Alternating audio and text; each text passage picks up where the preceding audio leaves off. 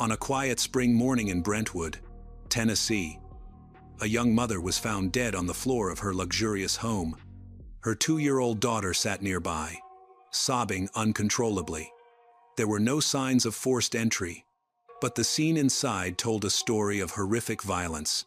Blood splattered on the walls and floor of every room. She was Dr.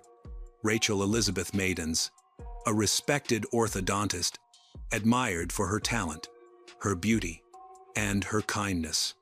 She had everything: a thriving clinic, a loving family, a beautiful mansion, and a life many envied. How could someone who had every advantage, success, and stability become the victim of a brutal murder? What had happened behind the walls of a seemingly perfect home?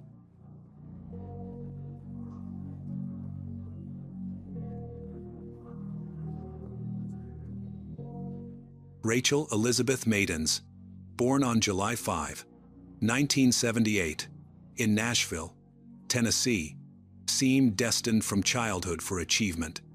She was the younger of 2 children in a highly respected medical family.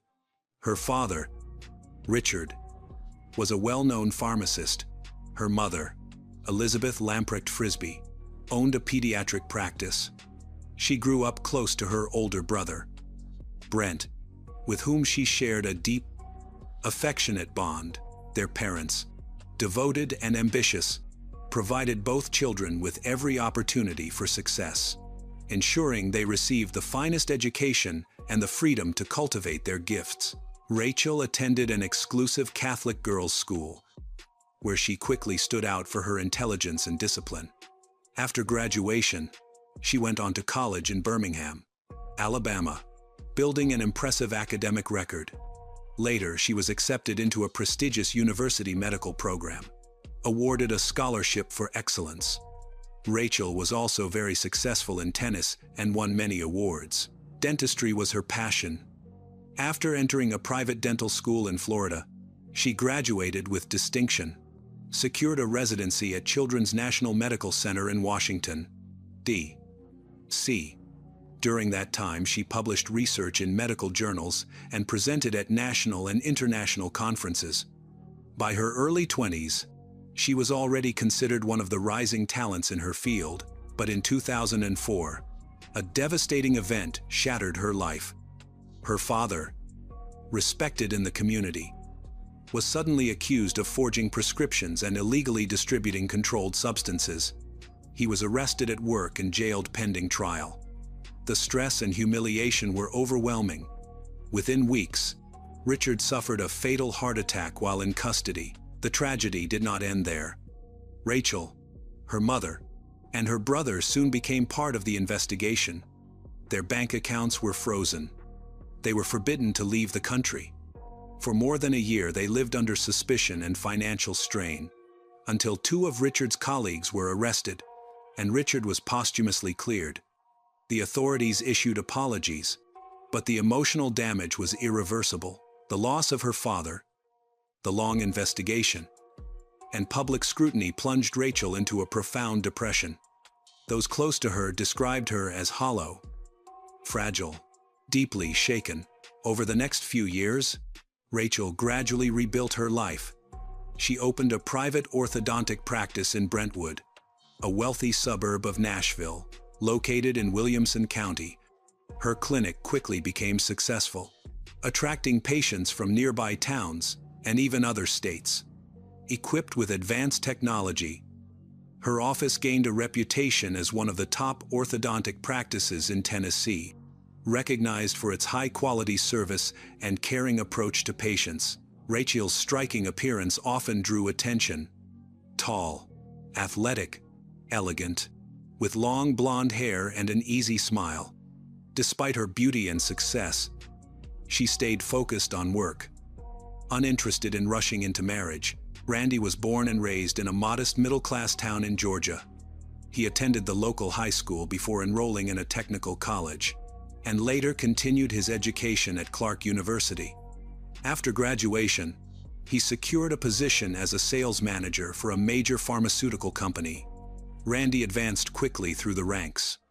In 2007, he was promoted and transferred to the company's Nashville branch, where he assumed a senior management role. When Rachel and Randy met, both were already well-established professionals. They enjoyed successful careers, earned impressive incomes, and lived comfortably, embracing the luxuries their achievements provided. They met at a party by mutual friends. He was attracted to her elegance, and she was charmed by his intelligence and charisma. They quickly fell in love. In 2009, Randy proposed to Rachel, and she accepted. They married in a grand wedding attended by Nashville's high society. Rachel's family then helped them financially to buy a luxurious mansion in Brentwood's most exclusive area. The neighborhood was surrounded by parks, golf courses, fine dining, upscale shopping. It was one of the safest, most sought-after places to live in the state. Only a short 15-minute drive away was a thriving business district, home to the headquarters of several major corporations. Randy worked in one of these sleek corporate buildings, Rachel's private dental clinic, equipped with modern technology, operated nearby. Their life looked perfect from the outside. Financial security, professional success, a beautiful home, and a loving marriage. In late 2010, the couple welcomed their daughter, Natalie Elizabeth Maidens. The arrival of their baby girl completed what seemed to be a flawless family picture. Rachel quickly adapted to motherhood, but she did not step back from her career. Even during maternity leave, she continued managing the clinic's operations, ensuring everything ran smoothly. Within a year, she was back working full-time. Patients adored her, and the clinic continued to thrive. However, by mid-2012, troubling changes began to emerge in Randy's behavior.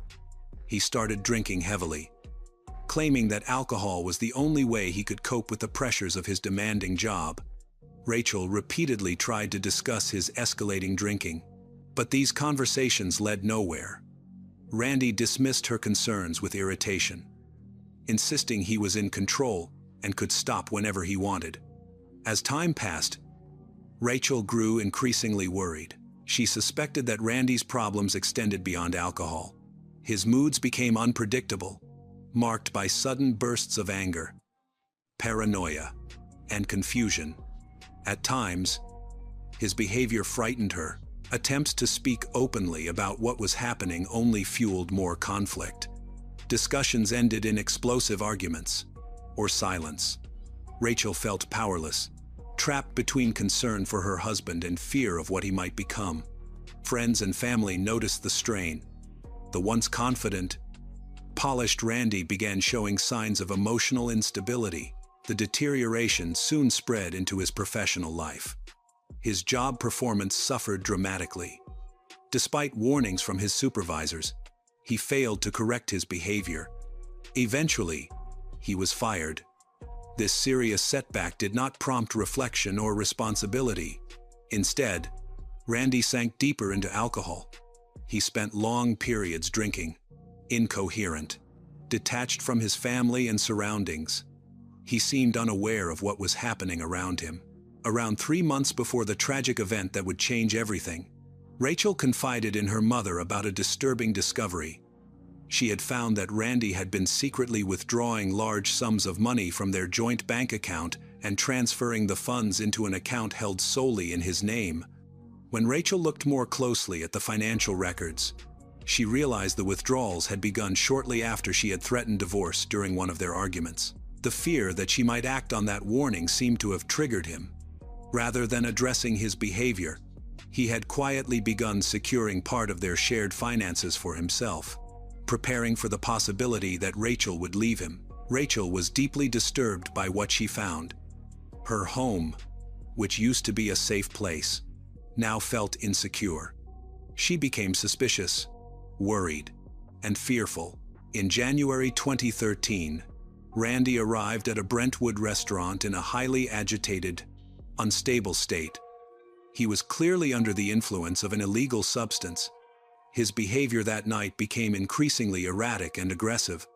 He harassed other diners, pacing from table to table as though trying to provoke a fight. Worried for everyone's safety, the restaurant manager called emergency services to report that the situation was escalating. Only a few minutes later, she made a second call, while staff were attempting to escort Randy outside. Several high-caliber bullets fell from the pocket of his coat, along with a small container filled with unidentified pills. When officers arrived, they spoke with Randy. In the back seat of his car, officers noticed a shotgun. Randy did possess a legal permit for it, but he was unable to give any coherent explanation for why he had brought the weapon to a restaurant that night. When he attempted to get into his car to drive away, officers stopped him, preventing him from leaving while intoxicated. They suggested calling Rachel to pick him up. The change in Randy's demeanor was immediate. His aggression evaporated, replaced by visible panic. He grew frantic, repeatedly begging them not to contact her. His behavior was more like that of a frightened child terrified of being punished. Randy pleaded over and over, insisting that Rachel would be furious if she found out, promising that nothing like this would ever happen again. Witnesses saw Randy make a phone call. About 15 minutes later, a car pulled up. He got in quickly and left. No one was able to identify the driver, though several later speculated it may have been a former co-worker. Then, on the evening of April 21, 2013, the Brentwood Police Department received a deeply troubling call from a woman who was growing increasingly distressed. She had been unable to reach her daughter throughout the day and feared something terrible had happened to both her daughter and her young granddaughter. The caller was Elizabeth, Rachel's mother. She knew all too well about her son-in-law's ongoing struggles with alcohol and dangerous substances, as well as his increasingly volatile behavior. Worried, she asked the police to check on her daughter. She added that Rachel's young daughter, Natalie, was probably in the house too. Officers responded immediately, arriving at the residence within minutes. They knocked on the front door, but no one answered. The ground floor curtains were drawn tight, blocking any view inside. Then they heard the cry of a child. Recognizing the urgency, officers forced entry through the garage to gain access to the home.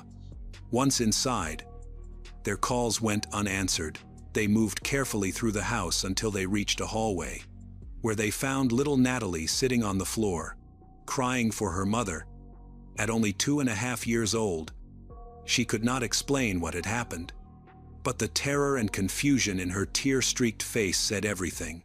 As officers advanced down the hallway, a dark stain on the wall caught their eye. Blood was splattered across the surface. Following the trail, they entered the living room and made a horrific discovery. Rachel, 34 years old, lay dead on the floor. A shotgun rested carelessly on the couch nearby. The investigation that followed revealed she had been shot 9 times and had also suffered 2 devastating blasts of buckshot to her back. There had been no chance for her survival. Blood covered the hallway, entryway, living room, even the bedroom door, showing how violent and chaotic the attack had been. Rachel was running from room to room, trying to escape, but she was hunted down and shot repeatedly inside her own house. After the assault, the killer attempted to conceal the brutality by wrapping Rachel's body in a blanket, trying to wipe blood from the floors and walls. But there was far too much of it. The cleanup was abandoned, and the suspect fled. Inside the house, investigators discovered a letter Randy had written. It began as an apology to his young daughter, though he never directly admitted what he had done. He thanked his mother-in-law and Rachel's family for their kindness and support over the years. Yet the tone shifted quickly. Randy claimed that Rachel had made his life unbearable, that she criticized and pressured him constantly, that after he lost his job, their marriage deteriorated until he reached what he described as a breaking point. He presented his heavy drinking, banned substances use as desperate attempts to cope, insisting that his addictions and professional collapse were the result of living under the rule of a demanding wife. The writing was scattered, repetitive, veering between self-pity and anger, but its purpose was unmistakable: to shift blame away from himself and evade responsibility. Near the end, he wrote that custody of Natalie should be given to Elizabeth, whom he described as a loving, capable guardian. To investigators, the document read like an informal confession, leaving little doubt about who was responsible. At the same time, its tone was so final that analysts feared Randy might have taken his own life after fleeing. Randy was immediately identified as the prime suspect in the murder. A warrant was issued. He was declared a fugitive. Miraculously, little Natalie was found physically unharmed. Investigators believed she had witnessed at least part of the attack, an experience almost unimaginable for a child so young. Elizabeth was shattered when she received the news. In disbelief and shock, she rushed to her daughter's home to take Natalie into her care. Soon after, the quiet neighborhood was filled with police officers. Officers went door to door, questioning residents and searching for any detail that might help locate Randy. The manhunt was extensive. Helicopters swept the skies above as authorities warned that Randy, given his unstable condition, might be armed and extremely dangerous. His photo appeared repeatedly on the evening news. Accompanied by a plea for information from the public, authorities continued their search, treating Randy as a dangerous threat. Not far from the house, police located his abandoned car. In the trunk was a duffel bag containing almost $100,000 in cash, evidence that Randy had likely planned to run. Why he chose to leave the money behind remained a mystery. Detectives later learned that on the night before the shooting, Randy had placed a long phone call to his attorney. Though what was discussed was never disclosed, the next day, as police continued the manhunt, Randy unexpectedly surrendered. He approached officers with his hands raised, saying he wanted to cooperate. Without resistance, he allowed himself to be taken into custody. During interrogation, Randy immediately began placing blame on Rachel, once again portraying himself as a victim of years of emotional abuse and humiliation. He cried as he described his fall from a successful corporate executive to an unemployed man dependent on alcohol, ridiculed by those around him. Randy claimed he often spent nights wandering the streets, too ashamed and afraid to return home and face his wife. It later emerged that, during the previous 6 months, neighbors had filed several complaints about Randy's increasingly erratic and alarming behavior. He had become known for confronting strangers in public, provoking arguments, and acting unpredictably. He had been cited multiple times for driving under the influence, yet his driver's license was never suspended, a detail that left many people baffled. In March 2013, Randy, while heavily intoxicated, crashed his car into a power substation, causing a complete power outage in the neighborhood. On April 15, Randy approached a house while carrying the weapon, terrifying children playing outside and their parents, who immediately called the police. Although he was arrested that day, he was released in less than 24 hours without charges. Former co-workers later testified that Randy's behavior had begun to deteriorate noticeably around 6 months before the tragedy. He frequently blamed his instability on family problems and spoke bitterly about his wife. Yet those who knew Rachel described her as gracious, intelligent, and kind, making it difficult to reconcile the image Randy painted of her. Shortly before New Year's, Randy caused a major scene at a high-end restaurant inside a 5-star hotel, where he and Rachel had gone for dinner. After drinking heavily at the bar, he flew into a rage when Rachel tried to take him home. He hurled glasses against the walls, shouting threats at her in front of stunned patrons. The incident was quickly hushed up, but word soon reached management at his company, and Randy was dismissed from his position. During the trial, Randy's former employer admitted that his dependence on controlled substances had long been an open secret within the company. They had offered him help and access to rehabilitation programs, but he refused every offer. As the investigation progressed, it was revealed that Randy had been in close contact with an old flame, Lisa. In the months leading up to the crime, he seemed to have rekindled deep feelings for her and was allegedly planning to start a new life with her somewhere else. Authorities suspected Randy had been quietly withdrawing money from his joint accounts with Rachel to finance an escape with Lisa. However, investigators found no evidence that she was aware of, or involved in, the murder. When detectives located her and brought her in for questioning, she appeared genuinely stunned to hear what Randy had done. Lisa maintained that Randy had always been gentle and considerate, suggesting that his actions must have come from overwhelming despair. She recalled that Randy often talked about the mental stress he felt he was under from his wife. After the investigation, Randy was officially charged. He was indicted for the premeditated murder of his wife and for endangering the life of his young daughter, who had been in the home during the attack. He was also charged with tampering with evidence, having attempted to clean up the bloodstains after the shooting.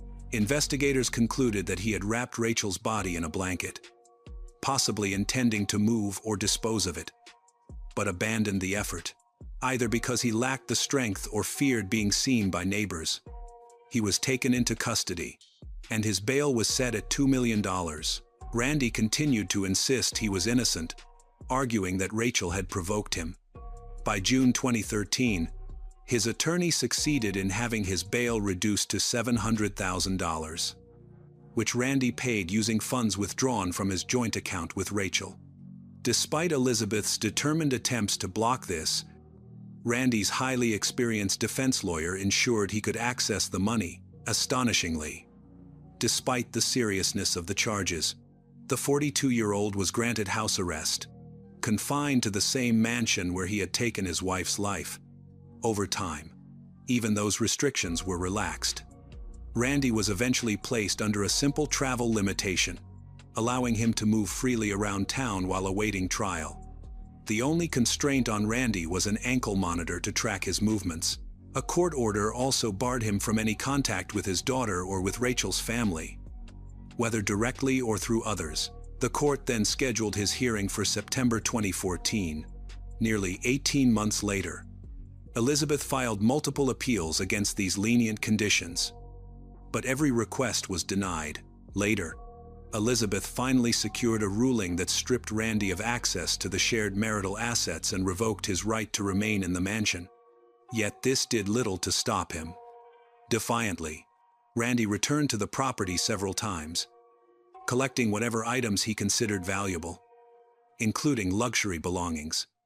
His blatant disregard for the law enraged Rachel's family and angered the public, eventually resulting in contempt of court charges. But once again, Randy's attorney managed to have the accusations dismissed, exploiting procedural gaps to keep his client out of jail. It seemed Randy appears to be constantly evading responsibility, using the very money he previously took from Rachel's account to cover his escalating legal expenses. Randy continued to appear in court with a smug, basking in the illusion of invulnerability. The fact that a man responsible for such a brutal killing remained free was deeply disturbing. Witnesses testified about Randy's long-standing substance abuse, describing how he became volatile, aggressive, and impossible to manage when intoxicated. Still, his attorney repeatedly convinced the court that Randy did not pose a serious threat to the public and should remain at liberty. But in December 2013, Randy's luck finally ran out. He was arrested again, this time under the influence of illegal substances and attempting to break into a stranger's home. He spoke incoherently, alternating between frantic pleas for help, aggressive threats, and even falsely claiming to be a police officer, demanding that the residents open their door. The severity of the incident led to the revocation of his bail. He was remanded to custody to await trial. Under Tennessee law, the charges against Randy could have resulted in the death penalty, and for the first time, it seemed he might finally face true consequences. However, in mid-September 2014, a week before his trial, Randy unexpectedly accepted a plea bargain. He pleaded guilty to second-degree murder, tampering with evidence, and endangering his daughter. Because he pleaded guilty and cooperated, the court gave him a surprisingly light sentence of 25 years in prison, much less than the 60 years the prosecution wanted. Even more shocking, His attorney secured an agreement allowing Randy to be considered for parole after only 15 years, provided he maintained good behavior. In court, Randy offered an apology to his daughter and to Rachel's family. But his words sounded hollow, lacking any trace of genuine remorse. To Elizabeth, the ruling felt like a devastating betrayal, an insult to her daughter's memory, and a profound failure of justice. Overwhelmed by grief and frustration, she filed appeals to higher courts, determined to have the sentence overturned. Elizabeth also spoke publicly in interviews, trying to draw attention to what she believed was a grave miscarriage of justice. Despite her tireless efforts, Randy's sentence has remained unchanged. Rachel's daughter, Natalie, now lives under the care of her maternal grandmother. Natalie will inherit all of Rachel's assets upon reaching adulthood.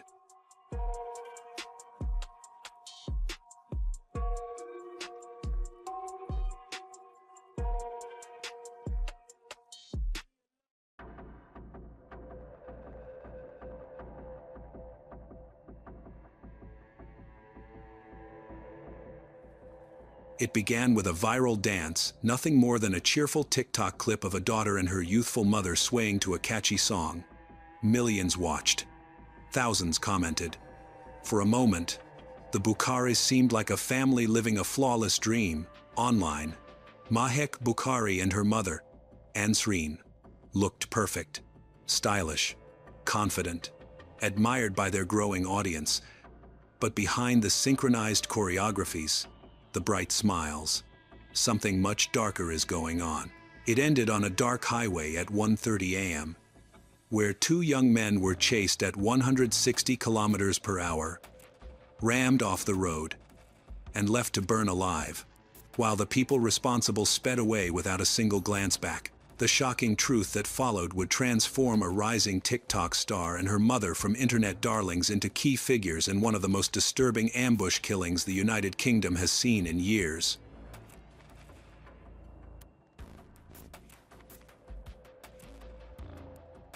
Mahek Bukhari was 23 years old at the time. Her mother, Ansreen Bukhari, was 45. The two once appeared together in a charming dance video, moving in perfect sync to a catchy song. The clip went viral almost instantly. Comment after comment praised how youthful Ansreen looked, many insisting they appeared more like sisters than mother and daughter. That boost of attention brought Ansreen unexpected fame.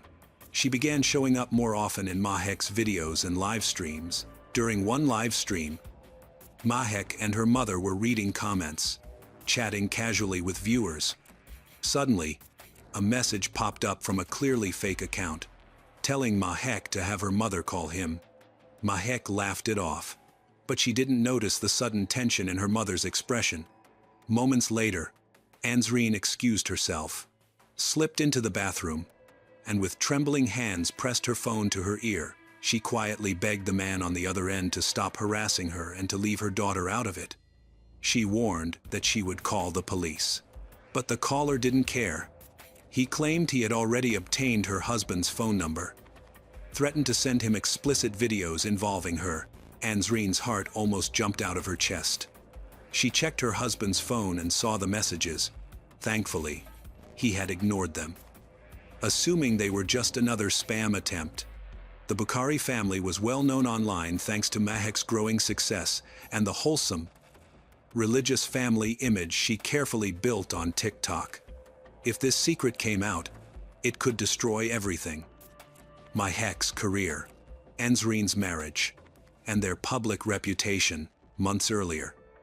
It had all started in the most unexpected way. There was an app called Azar, where users could meet strangers around the world through random video calls. It exploded in popularity during the social distancing time when people were isolated and bored at home. One day, Ansreen's teenage niece came to visit. While Ansreen was busy with household chores, the girl sat in the living room chatting on Azar with a young man from the United Kingdom. Proud of her famous family, she excitedly told him that her cousin was the well-known TikToker, Mahek, that she was currently staying at their house. To prove it, She turned the camera so he could see Ansreen sitting nearby. She explained that this was Mahek's mom, the one who appeared in all those viral dance videos. Ansreen smiled politely, waved at the screen, then went back to her tasks, not realizing that this innocent moment would open the door to a nightmare. Mahek wanted fame, not just in the United Kingdom, but internationally. She danced to viral songs, used every trending effect, and constantly searched for ways to boost her visibility. Soon, Mahek began involving her entire family, her brother, even her father. Although her father didn't fully understand the appeal of TikTok and looked a bit serious on camera, his presence added to the wholesome charm. Together, they projected the image of a perfect, loving family.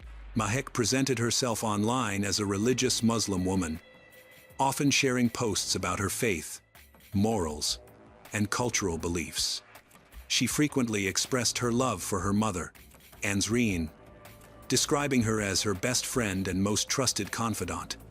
However, behind this carefully constructed online persona, Mahek secretly desired to become a successful fashion influencer.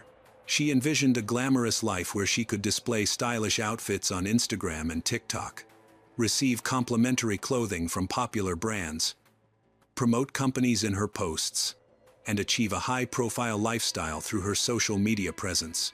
With 126,000 followers, Mahek had already secured several brand deals. She earned money through sponsored posts, events, and appearances across the United Kingdom. She promoted local restaurants, bars, especially shisha lounges, always with her mother by her side. Coming from a conservative family, it would have been improper for Mahek to go to such places alone. Beyond that, Ansreen genuinely was her closest companion. Mahek encouraged her mother to create her own social media presence, insisting that Ansreen's growing popularity could also bring in advertising income. Perhaps, deep down, this was the life Ansreen had secretly longed for. At 45, Ansreen worked as a managing director for a security company. As a teenager, she dreamed of becoming a flight attendant, but her parents arranged her marriage, expecting her to settle down quickly, start a family. She fulfilled that role dutifully. She loved her husband and children, but she had skipped an entire stage of life, the youthful freedom, experimentation, and excitement most people experience in their 20s. She went directly from being a teenager to being a wife, mother. From the outside, her life seemed ideal: a stable home, a devoted husband who supported the family, and grown children. But recently, she found herself drawn to the vibrant nightlife she encountered through Mahek's influencer events. The bars, the shisha lounges, the music, the fashion, the social scene. For the first time in decades, she felt seen and admired. After creating her own social media account, Ansreen began checking her messages regularly. One day, a particular message stood out. The sender's name was Saqib Hussein. Something about him seemed strangely familiar. Then she remembered. He was the same young man her niece had spoken to on a video chat during a recent visit. Soon, the two began exchanging regular messages. That quickly escalated into daily phone calls, sometimes 5 times a day, whenever Ansreen's husband wasn't home. Their conversations were light, playful, and flirtatious, filled with the kind of excitement usually felt by teenagers in a secret romance. No matter what Ansreen was doing, Saqib always seemed to be waiting on the other end of the line. Mahek knew her mother was talking to someone, but she assumed it was simply a friend. She never imagined it was an affair. Saqib was young, handsome, and enthusiastic. But most of all, he was completely infatuated with Ansreen. He told her he was 27, while she was in her mid-42s. The 17-year age gap didn't seem to bother him at all. For Ansreen, the attention from a much younger man was flattering and thrilling. In reality, Saqib had lied. He was only 18 when they began talking. But he crafted every part of his persona to look older, more mature, more desirable. He would suddenly appear at shisha lounges or bars where Mahek and her mother were filming promotions, paying for their drinks, food. He sent gifts to Ansreen's home, packages she had to open in front of her family while pretending she had ordered them herself. Their relationship then crossed the final line. Though they lived in different cities and had to avoid raising suspicion, whenever they met in hotels in Birmingham or London, their encounters became increasingly intimate. Even during video calls, the chemistry was undeniable. It was exhilarating, reckless, and fragile. An emotional tightrope with a deadly drop waiting beneath it. And neither of them understood how close they were edging toward disaster. It turned out that Saqib wasn't the first affair Ansreen had engaged in during her marriage. Years earlier, she'd had a relationship with another married man who also had children. They both understood the boundaries. It was physical, secret, and never meant to threaten their families. It was a shared escape from stress, nothing more. But with Saqib, everything was different. He wasn't married. He didn't have children. He was young, impulsive, obsessive, and completely in love with Ansreen. To him, she wasn't a distraction. She was the goal. After nearly 2 years, Ansreen finally decided the affair had to end. The guilt, the secrecy, the constant stress, it had become unbearable. She met Saqib at a hotel and told him she needed to focus on her marriage. She wanted to fix what she had broken. She had lived in fear for too long. They spent one final night together. But by the next morning, it was clear Saqib had no intention of letting her go. He called and messaged her relentlessly. 5, sometimes 10 times a day. He demanded to know what she was doing, where she was going, who she was with. Every attempt she made to distance herself only triggered more desperate behavior. And when she mentioned that her husband was beginning to suspect something, he tightened his grip. Saqib began sending her photos of expensive gifts. She begged him to stop, insisting she didn't want anything. But he ignored her. Whenever she refused to accept the deliveries, he exploded in anger. Finally, in December 2021, gathering every ounce of courage she had left, Ansreen ended things for good. She braced herself for insults, threats, endless phone calls. She expected all of it. But what came next was far worse. Saqib sent her explicit photos and videos they had filmed together. Then came the messages that, if she didn't respond, he would send everything to her husband or post it online. Her entire life, her marriage, her family's safety, her daughter's public career, lay in Saqib's hands. Ansreen felt trapped, convinced she had only one way out. At this same time, her daughter Mahek, now a well-known TikTok star, had no idea what was happening behind closed doors. She didn't know her mother was being threatened. In December 2021, crushed by fear and guilt, Ansreen finally confessed everything. She revealed the affair, the threats, the explicit videos, everything she had been hiding. She did it to unburden herself, but also because she desperately needed someone to help her. When Mahek heard the truth, she exploded. Mahek yelled at Ansreen because she had betrayed, put the family in danger, and risked ruining her social media career. But soon her fury turned towards Saqib. She paced the living room, shaking with anger. In her mind, he was the real threat, the person holding her family hostage, the person who could ruin her with a single tap of his phone. Mahek insisted she would sort Saqib herself. She told her mother she would get her friends involved, that they'd intimidate him until he backed off. She promised that after she was done, he would never dare say her mother's name again. Her first call was to her closest friend, 29-year-old Rekan Karwan. She told him she was being blackmailed, begging for his help and protection. Rekan didn't know Ansreen was involved. He believed Mahek was the victim. He agreed to mediate between Saqib and Mahek, When Reckon met with Saqib, the truth finally surfaced. Saqib wanted 3,000 British pounds. He claimed he had spent that much on gifts and hotels while he and Ansreen were together.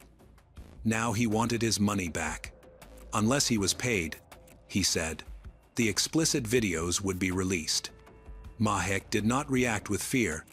She reacted with fury, and from that moment on, everything spiraled into a nightmare none of them could control. Now Mahek and her friends faced a problem. How could they deal with Saqib without exposing themselves to danger or to the police? After long discussions, they settled on a plan centered around a staged car confrontation. They contacted Saqib and arranged a meeting in a Tesco supermarket car park, promising to bring the full 3,000 British pounds. The meeting was set for 1:30 a.m., a time when the area would be completely deserted. The location was nearly halfway between the cities where Saqib and Ansreen lived. Saqib agreed.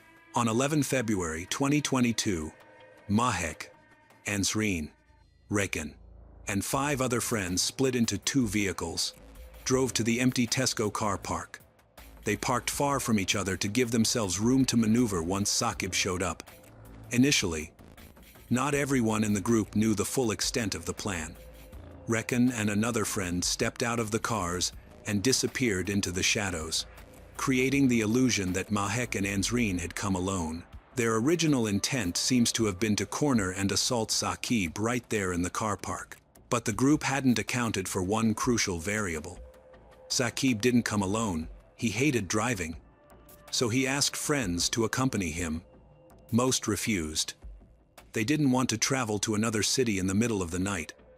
Saqib was about to cancel the plan entirely until one friend, Hashim Ijazuddin, offered to come along. Hashim was the type who helped everyone. He had no idea Saqib was blackmailing someone. To him, it was simply a nighttime drive with music and conversation. When Hashim and Saqib arrived a little early, they immediately sensed something was wrong. Something about the empty car park, the parked vehicles, the atmosphere. It didn't feel safe. They didn't stop or get out. They drove a quick loop and exited the car park to avoid confrontation. But as soon as they pulled back onto the motorway, a blue Seat Leon slid in behind them. Seconds later, the Bucharest Audi followed. During the chase, Mahek called Saqib from her mother's phone and told him exactly what she planned to do. At 1:20 a.m., CCTV from a nearby petrol station captured 3 cars racing past. Hashim's silver vehicle in front, the blue Seat Leon behind it, and the Audi tailing the seat. All 3 were traveling at roughly 160 kilometers per hour. To anyone watching, it looked like a violent pursuit. Immediately after Mahek's threatening call, Saqib dialed 999. His voice was frantic as he told the operator that they were being chased by 2 cars trying to ram him off the road. The dispatcher, however, seemed skeptical. She repeatedly asked why he believed they were being followed. Terrified, Saqib explained that the people in the pursuing cars were wearing balaclavas, ski masks with eye slits. He said he feared for his life and for his friend Hashim, who was driving, but he couldn't give a precise location, only that they were on the A46. As the operator continued to ask questions, everything suddenly escalated. The blue seat slammed into the back of Hashim's car. The Audi boxed them in from the side. A loud crash echoed through the line, and the call abruptly ended. At 1:30 a.m., Hashim's car was forced off the road at high speed. It smashed into the central barrier, flipped over it, collided with a tree, split in half, and erupted into flames. The other 2 cars sped past before pulling into the next lay-by. CCTV captured 2 individuals stepping out, checking their vehicles for damage, and then calmly driving away in the opposite direction. From their car windows, all 8 people watched the inferno, consuming Hashim and Saqib's vehicle. Not one of them called emergency services. Not one tried to help. Later, it would emerge that Ansreen had collapsed in her seat, sobbing uncontrollably. While Mahek tried to comfort her, the two cars then parked in a nearby residential street. All passengers got out except one, Mohammed, who went straight home. The rest took a slow, hour-long walk around the neighborhood. In reality, they were practicing and aligning their cover stories in case the police called. Afterward, they returned to their cars and quietly drove home. Meanwhile, at the crash site, the fire burned with such intensity that firefighters couldn't extinguish it immediately. When they finally reached the mangled remains of the vehicle, they found the bodies of Saqib Hussain and Hashim Ijazuddin, both just 21 years old. Investigators later stated that the men had likely died upon impact. Before the flames consumed the car, the force of the crash had been catastrophic. The car split completely in two, and the engine was thrown some distance away. Even if someone had called for help, there would have been no chance of saving them. Investigators quickly established that the car had not crashed on its own. CCTV from nearby businesses revealed a high-speed pursuit involving two vehicles chasing the silver Skoda containing Saqib and Hashim. Detectives also discovered Saqib's frantic emergency call placed just seconds before the fatal collision. It didn't take long for police to identify the pursuing cars and track them through the automatic number plate recognition system. Ansreen and Mahek hadn't even made it home before officers were already on their way to their address. The Audi involved in the chase, combined with the call Mahek made to Saqib during the pursuit, led police straight to the Bukhara's front door. When officers knocked, it was Mahek's teenage brother who opened it. Half asleep, still in his pajamas. Before he even understood what was happening, they informed him he was under arrest for the murder of two people. Terrified, he protested. He didn't even have a driver's license. He insisted he hadn't gone anywhere that night and had been home the entire time. Officers soon realized their mistake. The phone number used to contact Saqib was registered under the son's name, not the mother's. They apologized and released him. Officers quickly realized they had the wrong person, apologized for the mistake, and let him go. Just as he exhaled and relaxed, he was hit with another bombshell. The car crash had been caused by his mother and sister. The fact was that his mother's phone number was registered in her son's name. Later that day, on 11 February 2022, officers returned to the Bukhari home to properly question Mahek and Ansreen. Both appeared calm, dressed in pajamas, as though nothing out of the ordinary had happened. Mahek immediately launched into a detailed but entirely fabricated explanation of her whereabouts the night before. She claimed she had been driving on the motorway and had witnessed the bizarre chase firsthand. Almost becoming caught up in it herself, her delivery was surprisingly smooth. Using confident gestures, she reenacted how the cars had swerved and accelerated around her. The only flaw in her story was that she portrayed herself and her mother as innocent bystanders. According to Mahek, she and Ansreen were simply driving their Audi when the car ahead suddenly sped up, lost control, crashed into the central barrier. She described seeing another car, a blue sedan, that appeared to be racing the silver vehicle. She claimed she had to slow repeatedly to avoid getting caught up in their reckless driving. Her mother supposedly warned her to keep her distance. Mahek said that when the crash happened, she noticed the blue sedan pull over briefly, so she assumed everything would be handled and continued driving. Ansreen, she said, urged her not to stop, insisting the drivers might be drunk and that it was unsafe. Meanwhile, Saqib's family told police he had been involved with an older woman he affectionately called Ansi. He had even introduced her to his sister. Yet both Mahek and Ansreen denied knowing Saqib at all. Ansreen had already scrubbed her phone, deleting every message, photo, and video that could expose their affair. But detectives accessed Saqib's cloud backups, where hundreds of images and videos documented the relationship in intimate detail. Investigators also pulled phone records showing constant communication between the drivers of the blue seat Leon and the Audi on the night of the crash. Crucially, they found a call made to Saqib moments before the fatal impact.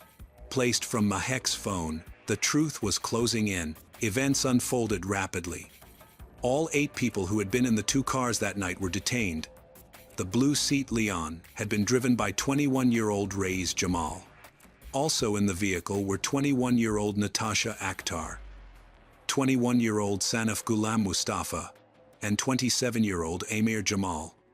In the Audi were 45-year-old Ansreen Bukhari, 23-year-old Mahek Bukhari, and 20-year-old Mohammed Patel. The Audi was driven by 28-year-old Rekan Karwan. All of them were charged with offenses relating to the deaths of Saqib Hussain and Hashim Ijazuddin. Yet every defendant denied having anything to do with the crash. The passengers in the blue seat insisted they were simply on their way to a friend's house to play Monopoly. They admitted they had seen something burning on the roadside, but claimed it was unrelated to them. Mahek continued clinging to her initial story, but eventually changed tactics. She finally admitted her mother had been having an affair, and that everything spiraled out of control when Saqib threatened to show up at the Bukharis home and expose everything to her father. Mahek said she only wanted to protect her mother. According to her, the plan that night had been to give Saqib the money he was demanding so that he would stop blackmailing them. She claimed she had asked Rekan to accompany them because she was afraid of going to another city alone with her mother. She insisted she had only planned to talk to Saqib, convince him to back off, and end the drama. As for the blue seat full of other people, Mahek said she hardly knew them.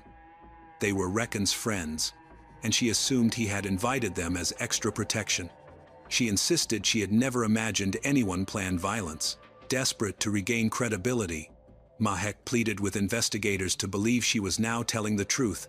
She claimed her earlier lies were out of shame. Ashamed of her mother's affair with a much younger man and terrified that the truth would leak to the media. Then, in a stunning twist, she tried to convince detectives that Saqib had wanted to die and had deliberately caused the crash himself.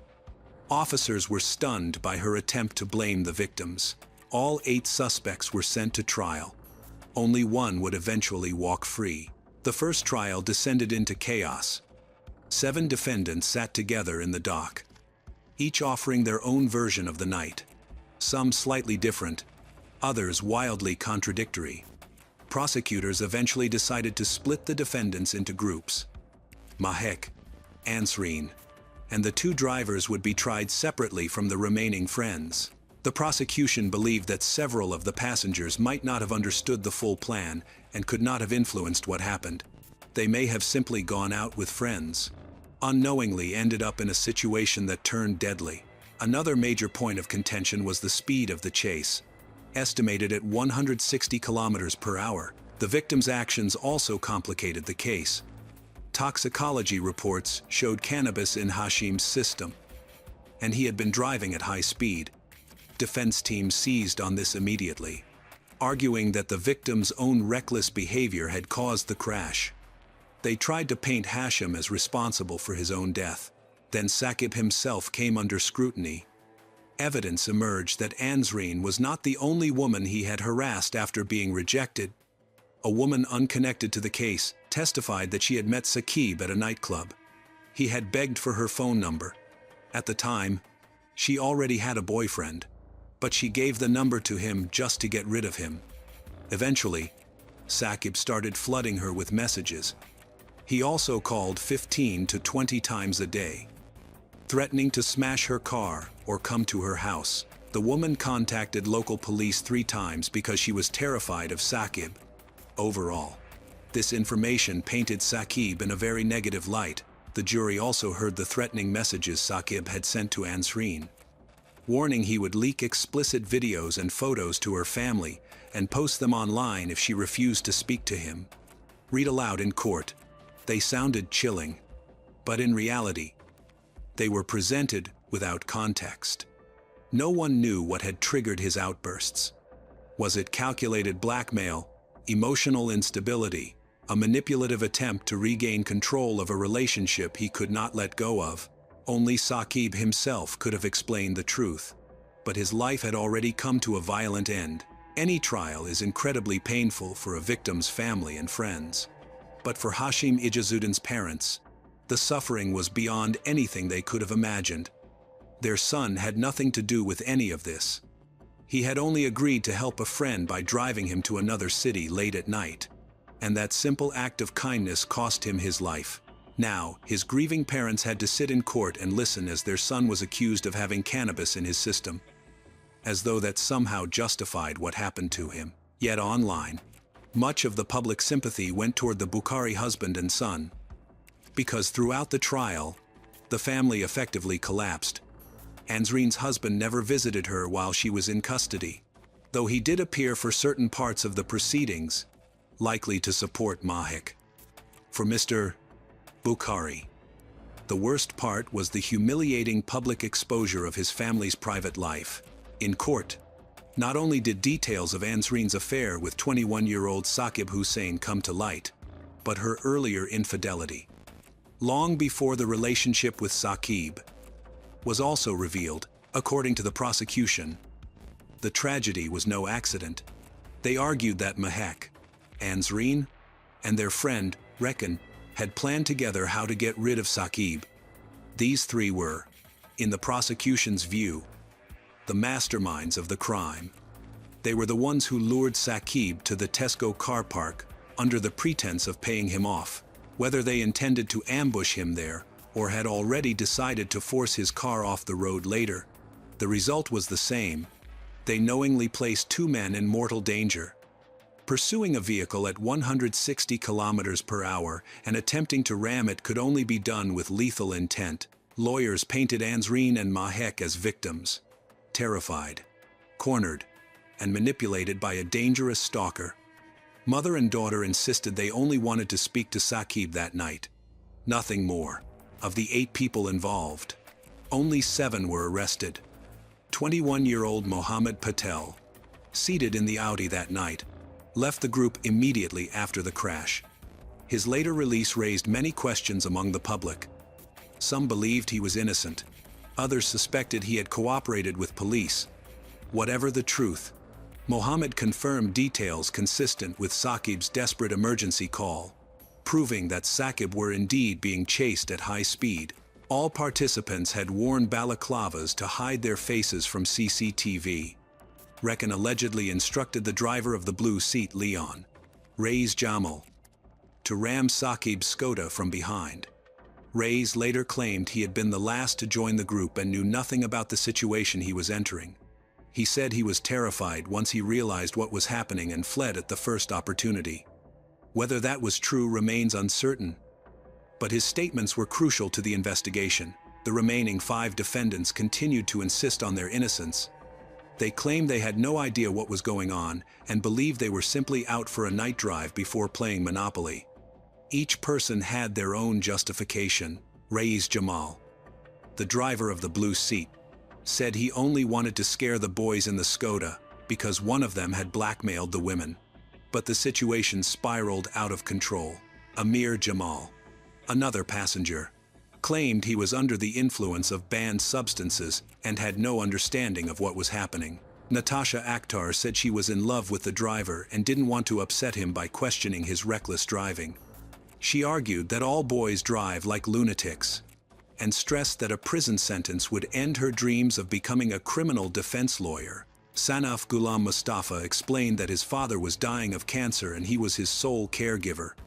He insisted he would never risk abandoning his father for the sake of women he barely knew, saying he only went out that night for fresh air and a brief escape from the emotional weight at home.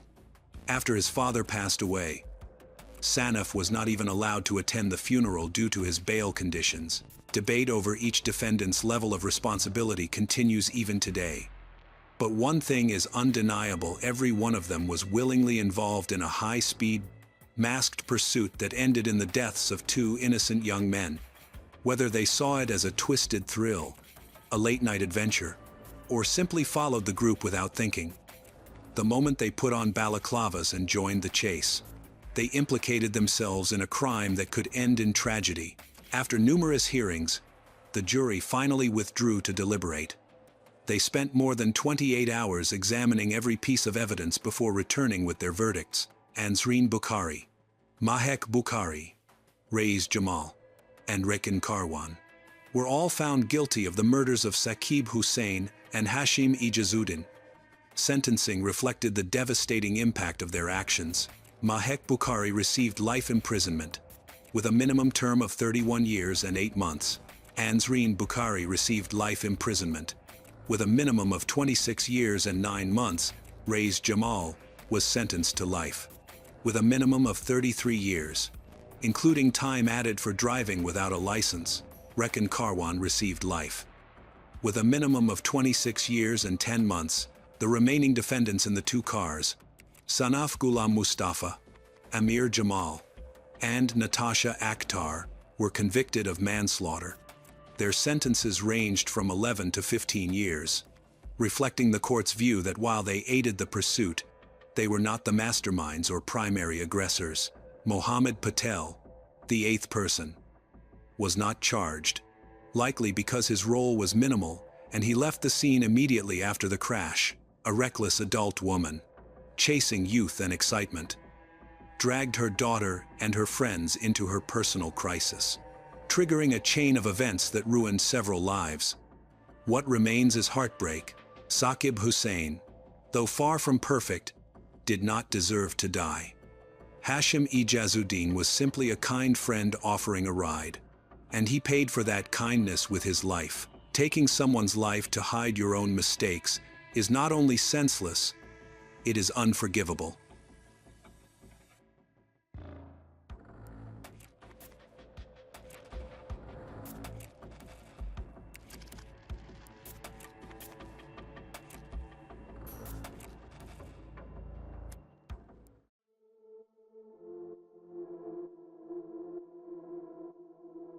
On the morning of December 28, 2024, relatives tried to contact Jennifer and Brandon for hours, but neither answered their phones.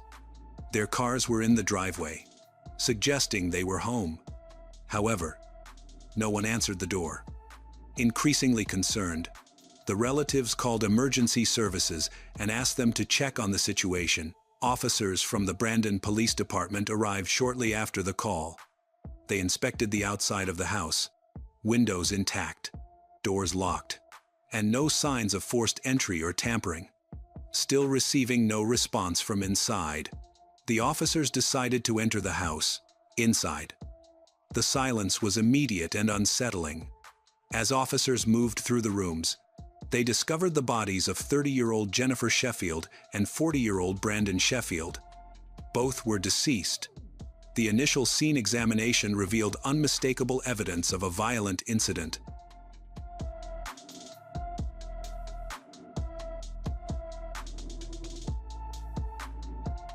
Brandon, Mississippi is often ranked among the best places to live in the state.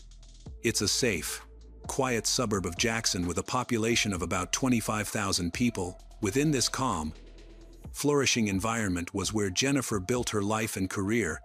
Born on September 9, 1994, Jennifer dedicated herself to medicine. Her academic background is impressive, with a bachelor's degree in biochemistry followed by a master's degree in medical science specializing in biology. Those who knew her described her as exceptionally intelligent. Her achievements never slowed her ambition. She planned to continue her education and eventually become a doctor. Jennifer currently works as an emergency room nurse at Mississippi Medical Center. Those who worked with her in the ER said she was professional, composed, sharp thinking. The dean of Mississippi College, where she completed graduate studies, remembered her as an outstanding student who pursued knowledge with passion. Outside the hospital, Jennifer enjoyed a full life. She was active on social media, especially TikTok, where she shared videos of herself gardening and cooking, offering a glimpse into a warm, peaceful home life. Friends and family described her as a bright, compassionate soul deeply devoted to helping others. Faith was also central to who she was. Jennifer shared the Brandon home with her husband, 40-year-old Brandon Sheffield. Born on September 22, 1984, in Mobile, Alabama, Brandon appeared to live the picture of a steady suburban life. To the outside world, He seemed grounded and well-adjusted, with wholesome, traditional interests. In his free time, he enjoyed working on cars, going fishing, and playing disc golf. Those who knew him described him almost universally in positive terms. Although he had his own interests, nothing was more important to him than his daughter. From a previous relationship, he has a daughter, Gracie, and he loves her very much. Jennifer's friends shared the same positive view of Brandon as a loving family man. Faye Lott, who knew Jennifer and Brandon from the start, had seen their relationship develop over the years. She always spoke highly of Brandon, describing him as a great guy who treated Jennifer well. Faye said there were never any warning signs, no aggression or anything else that would have caused worry. Brandon was considered a fun, supportive, and easygoing partner who made everyone feel at ease. Jennifer and Brandon's connection formed in the mid-2000s. Jennifer was still a young woman focused on her education, career, while Brandon was already well into adulthood with an established routine and real-life responsibilities. There was a 10-year age difference between them, and even more significantly, Brandon already had a daughter, Gracie, from a previous relationship. From the beginning, Jennifer understood exactly what she was stepping into. Instead of being intimidated by it, she embraced the role. She built a genuine bond with Gracie, and over time, that bond grew into something warm, trusting. Before long, Jennifer and Brandon welcomed a daughter of their own, Kylie. From age 20 to 30, Jennifer devoted herself fully to her family. She grew into her responsibilities as a wife and mother while balancing the demands of a challenging career in healthcare. Friends and neighbors saw them as a stable, close-knit family raising two girls in a home filled with love and security. Jennifer, with 2 degrees and working in emergency medicine, had become the driving force of the household. She was always studying, pushing herself, planning her advancement toward becoming a physician. Brandon, according to those close to them, remained the same fun, easygoing man, kind, humorous, and charming, but unchanged, content to stay exactly where he'd always been. By the fall of 2024, Jennifer and Brandon decided to divorce. Although they continued to live together, the conflict grew not from scandal but from ambition and personal evolution. Jennifer had simply outgrown the marriage. What once felt comfortable at 20, the role of a warm, supportive wife beside a lighthearted, easygoing husband, felt confining by the time she turned 30. She was carrying the emotional weight of the household, raising 2 daughters, and pushing herself to exhaustion through school and hospital shifts, while Brandon remained firmly settled in his comfort zone. In private, Jennifer confided that she often felt lonely despite being married. She wanted a partner who would grow with her, not someone who required constant emotional caretaking. For Jennifer, the choice to divorce wasn't about tearing anything down. It was about letting go of what held her back. On December 10, 2024, just 18 days before law enforcement would seal off the Sheffield family's home, Jennifer posted a detailed TikTok video. The recording was meant to clarify what was happening inside the family and dispel rumors.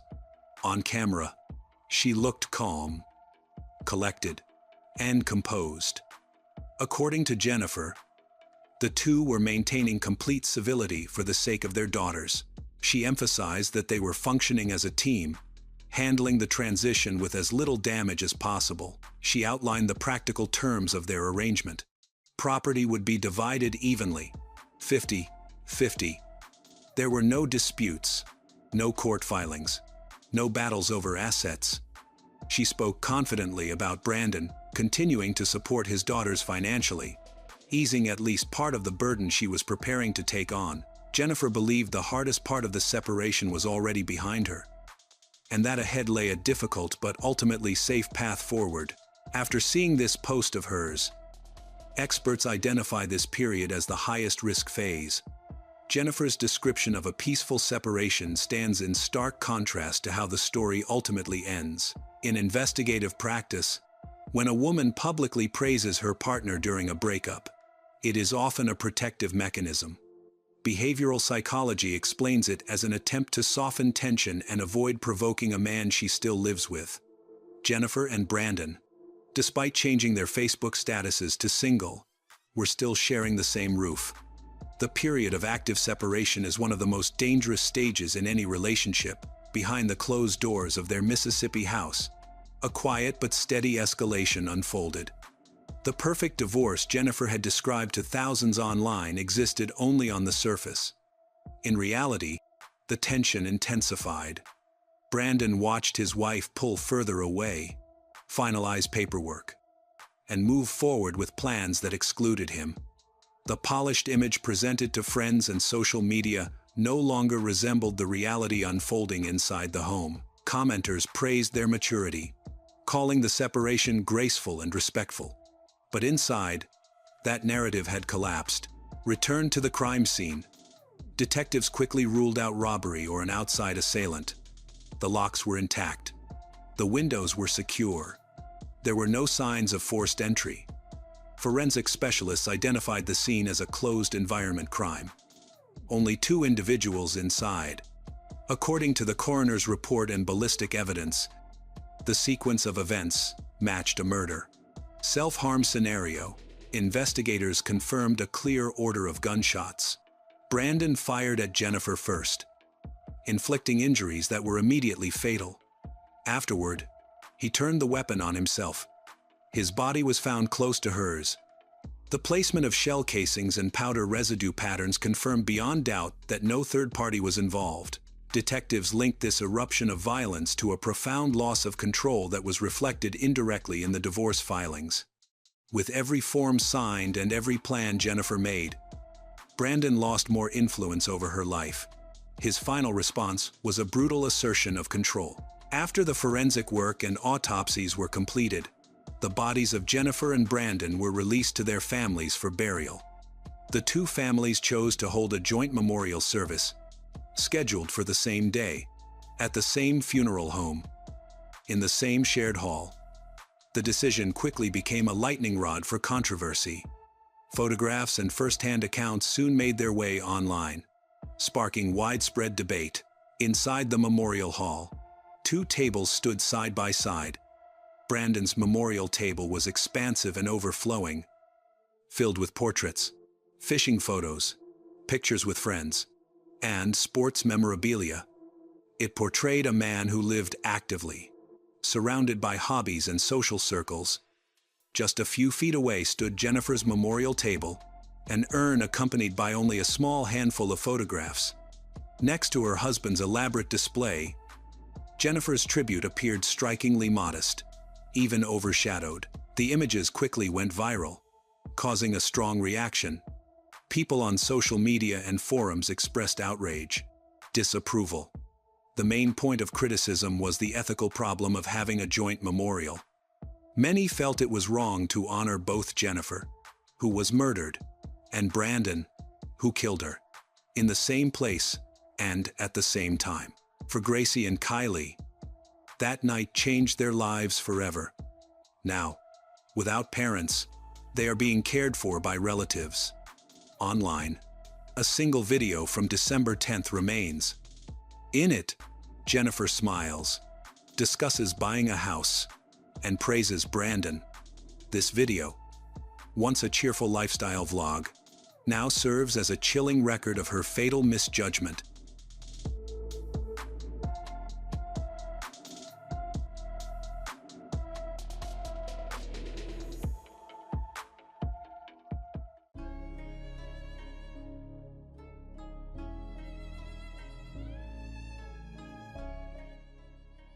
Summer in Malta is supposed to feel safe. Its beaches packed with tourists. It's the kind of place where tragedy feels impossible. On the morning of July 18th, a 17-year-old German boy named Mike Mansolt walked out of his hotel carrying a backpack, a mountain bike, and excitement. 4 days later, his family stood waiting at the airport in Germany. Mike was supposed to be on that flight, but he never arrived. 8 days later, He was found barefoot at the foot of a towering cliff, his backpack missing, his important belongings nowhere to be found. What began as a routine missing person case quickly twisted into something darker. Timelines shifted. Evidence contradicted official statements. The most disturbing detail of all, when Mike's body was returned to Germany, forensic examiners made a horrifying discovery. Almost all of his internal organs were gone. No explanation. The ensuing investigation, involving 2 countries. Unanswered questions. This is the case of Mike Mansholt.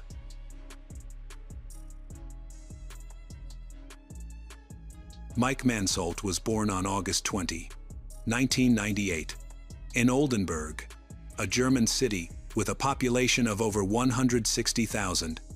He was the son of Bernd Alexander Mansholt and Suzanne Mansholt, a financially stable family that allowed him a very comfortable childhood.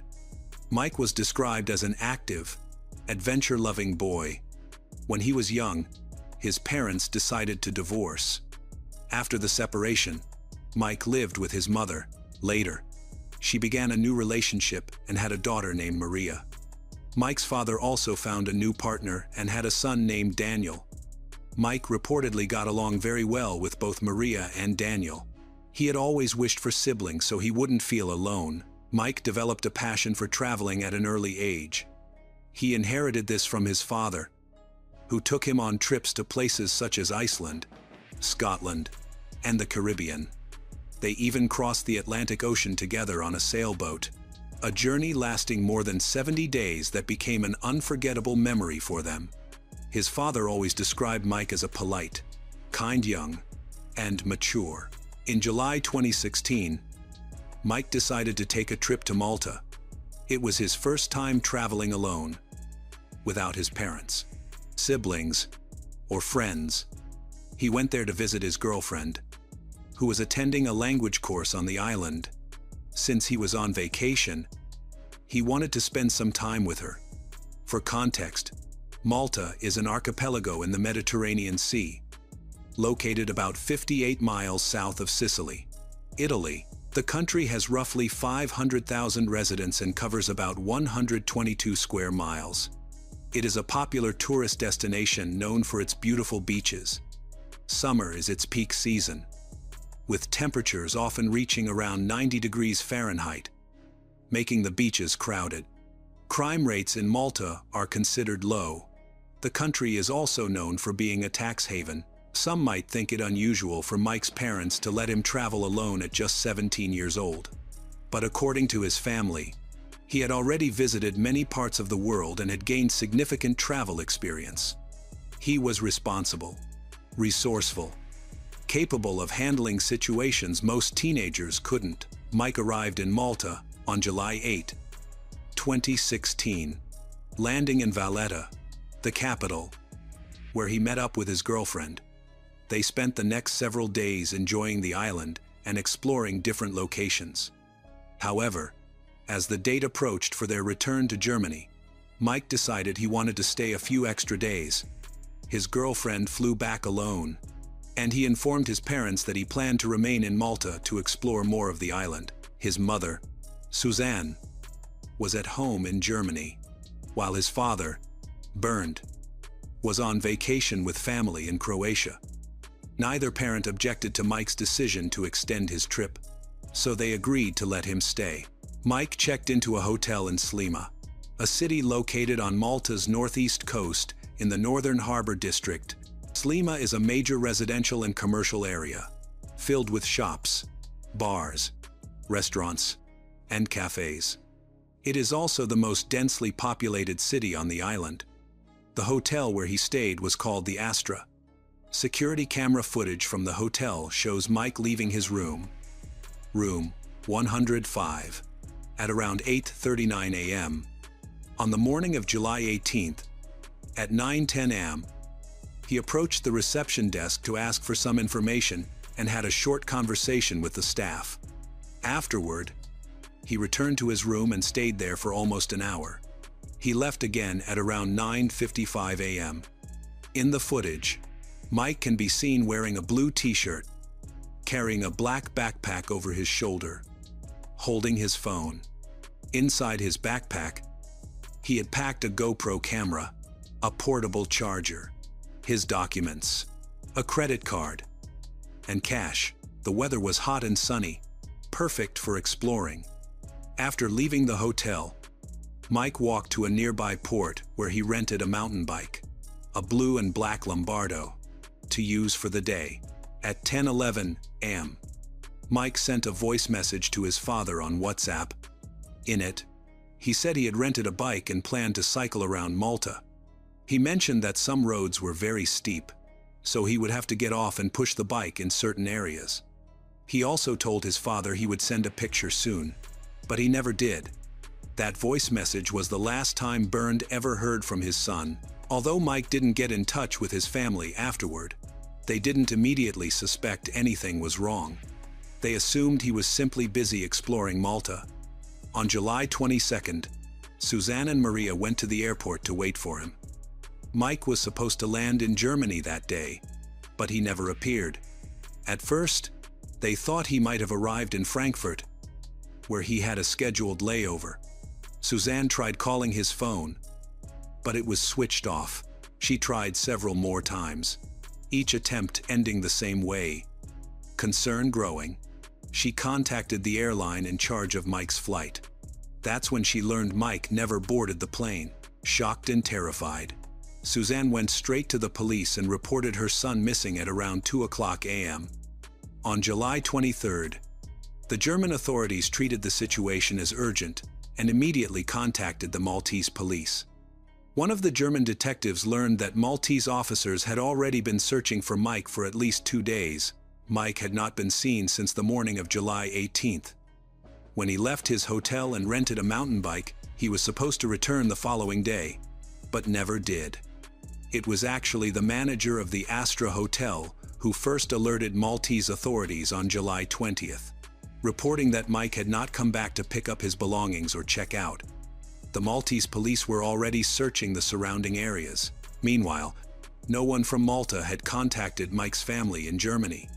Some sources suggest that the police didn't have his family's contact information. Others claim it was an oversight. When Mike's father received the news, he immediately interrupted his vacation and took the earliest flight to Malta with Mike's younger brother, Daniel. Despite the panic, Bernd tried to stay rational. He considered every possible explanation. Maybe Mike had missed his flight. Maybe his phone battery died. Maybe the phone had been stolen. The family clung to hope, believing that Mike could turn up at any moment. Once in Malta, Bernd stayed in constant contact with investigators and participated actively in the search. The police checked the entire Maltese archipelago, verifying whether Mike had taken a ferry or boarded a small aircraft. Thousands of missing person flyers were distributed throughout tourist areas, and officers followed up on every lead. On July 24th, Interpol officially joined the case, expanding the investigation internationally as Germany and Malta worked together to find the missing teenager. On July 26th, 8 days after Mike vanished, the Maltese police received an anonymous phone call. The caller claimed to have seen Mike near the cliffs on the island's western coast.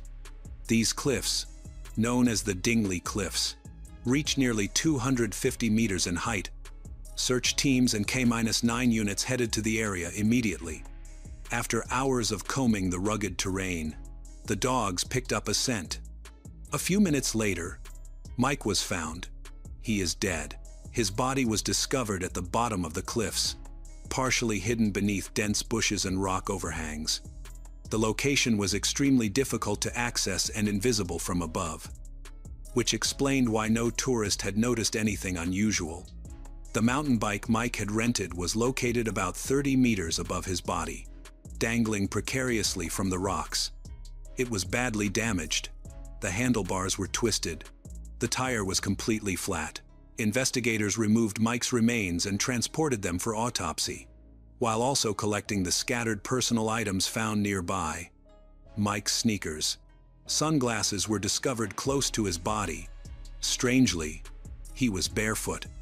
Even more unsettling, the black backpack he had carried from the hotel, containing his phone, laptop, GoPro, money, documents, was missing. Another unusual detail caught investigators' attention. Fresh hay was found near the body. It looked recently trampled, as if it had detached from the sole of someone's shoe. But it could not have come from Mike, since his shoes were lying several meters away, and he was barefoot when found.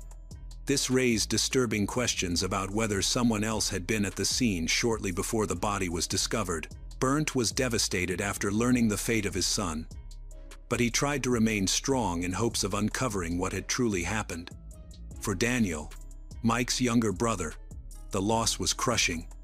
The two had been extremely close and had dreamed of traveling the world together as adults, dreams that would never come true. When Suzanne, Mike's mother, was informed of his death, she struggled to process the news. It was something she had never imagined could happen. Maria, too, was heartbroken.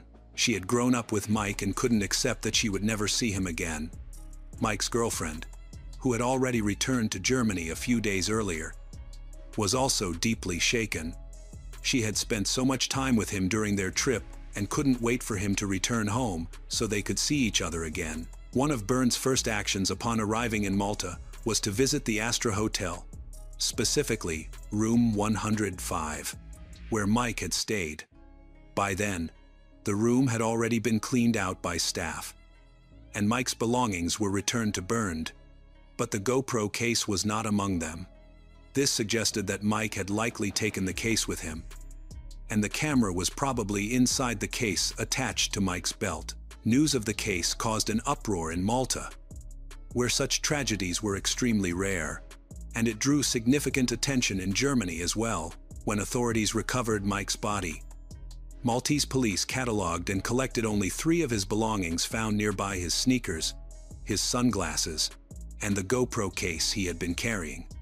This case was attached to Mike's belt, but it remained unclear whether he had the camera with him or if the case was empty, as it mysteriously disappeared during the investigation. Meanwhile, Bernd understood exactly how important that GoPro was. Mike filmed everything he experienced, and whatever was recorded that day could reveal precisely what happened. But the day after the body and items were recovered, every officer involved in the investigation suddenly denied ever seeing a GoPro case attached to Mike's belt. They insisted that no such item had been logged or collected. Bernd found this hard to believe, especially since the lead investigator herself had mentioned seeing the case on the belt. That same day, Maltese authorities announced their conclusion: Mike had died in an accident. They stated that he had fallen from the cliff while riding his bike. However, the condition and final position of Mike's body made this explanation difficult to believe. If he had simply fallen forward while cycling, his body would have been found directly beneath the point of impact. Instead, its location suggested that he had fallen backward, which would be extremely unlikely in a natural fall from a bike. Despite these inconsistencies, police declared the death an accident, claiming Mike had fallen more than 30 meters and then rolled down to the spot where his body ultimately came to rest. The coroner responsible for examining Mike's body told Bernd that Mike had broken his neck in 2 places during the fall, resulting in an almost instantaneous death.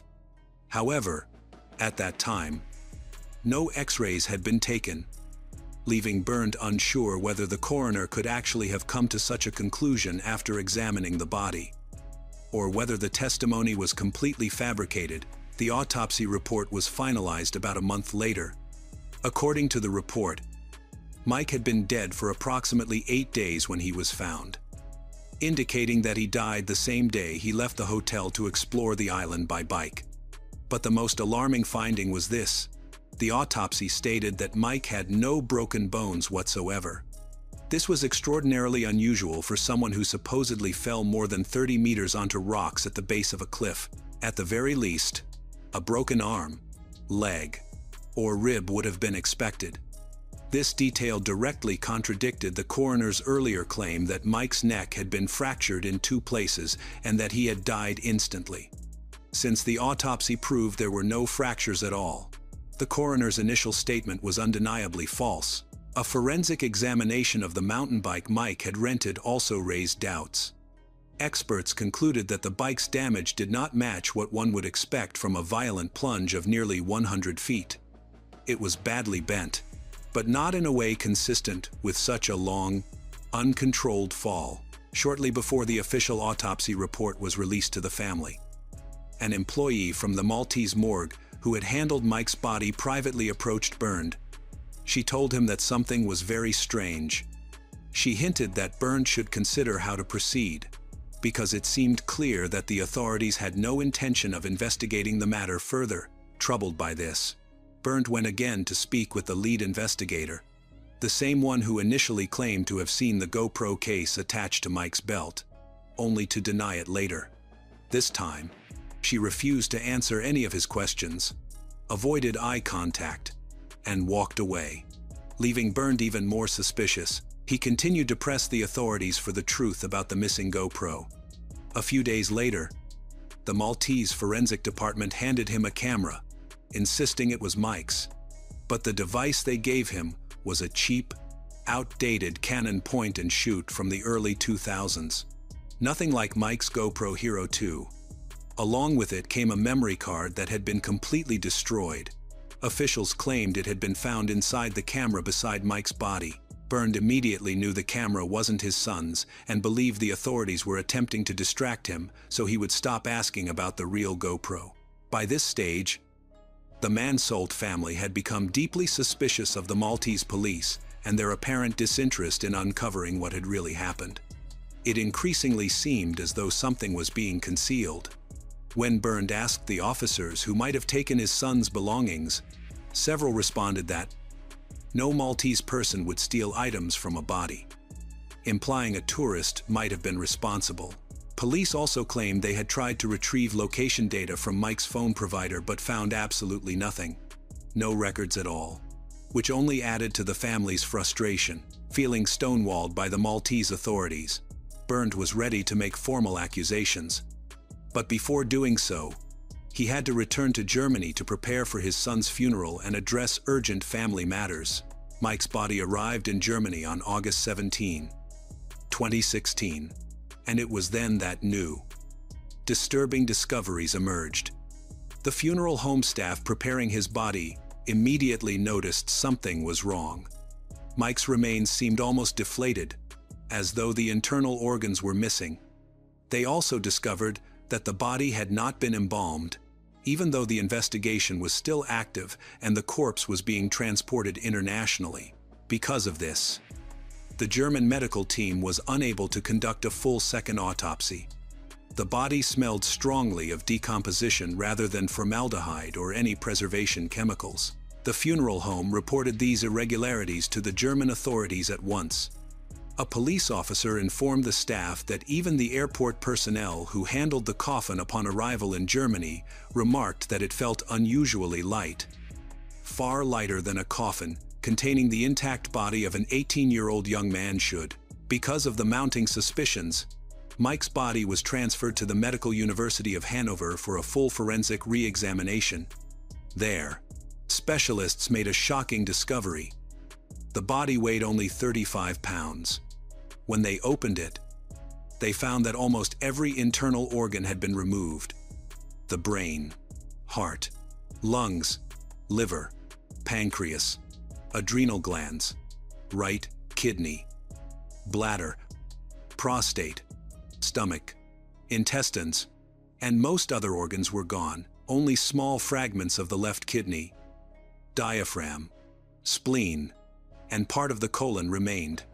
This explained why the corpse was so deflated and weighed barely 35 pounds. In standard forensic procedure, removing organs during an autopsy is normal.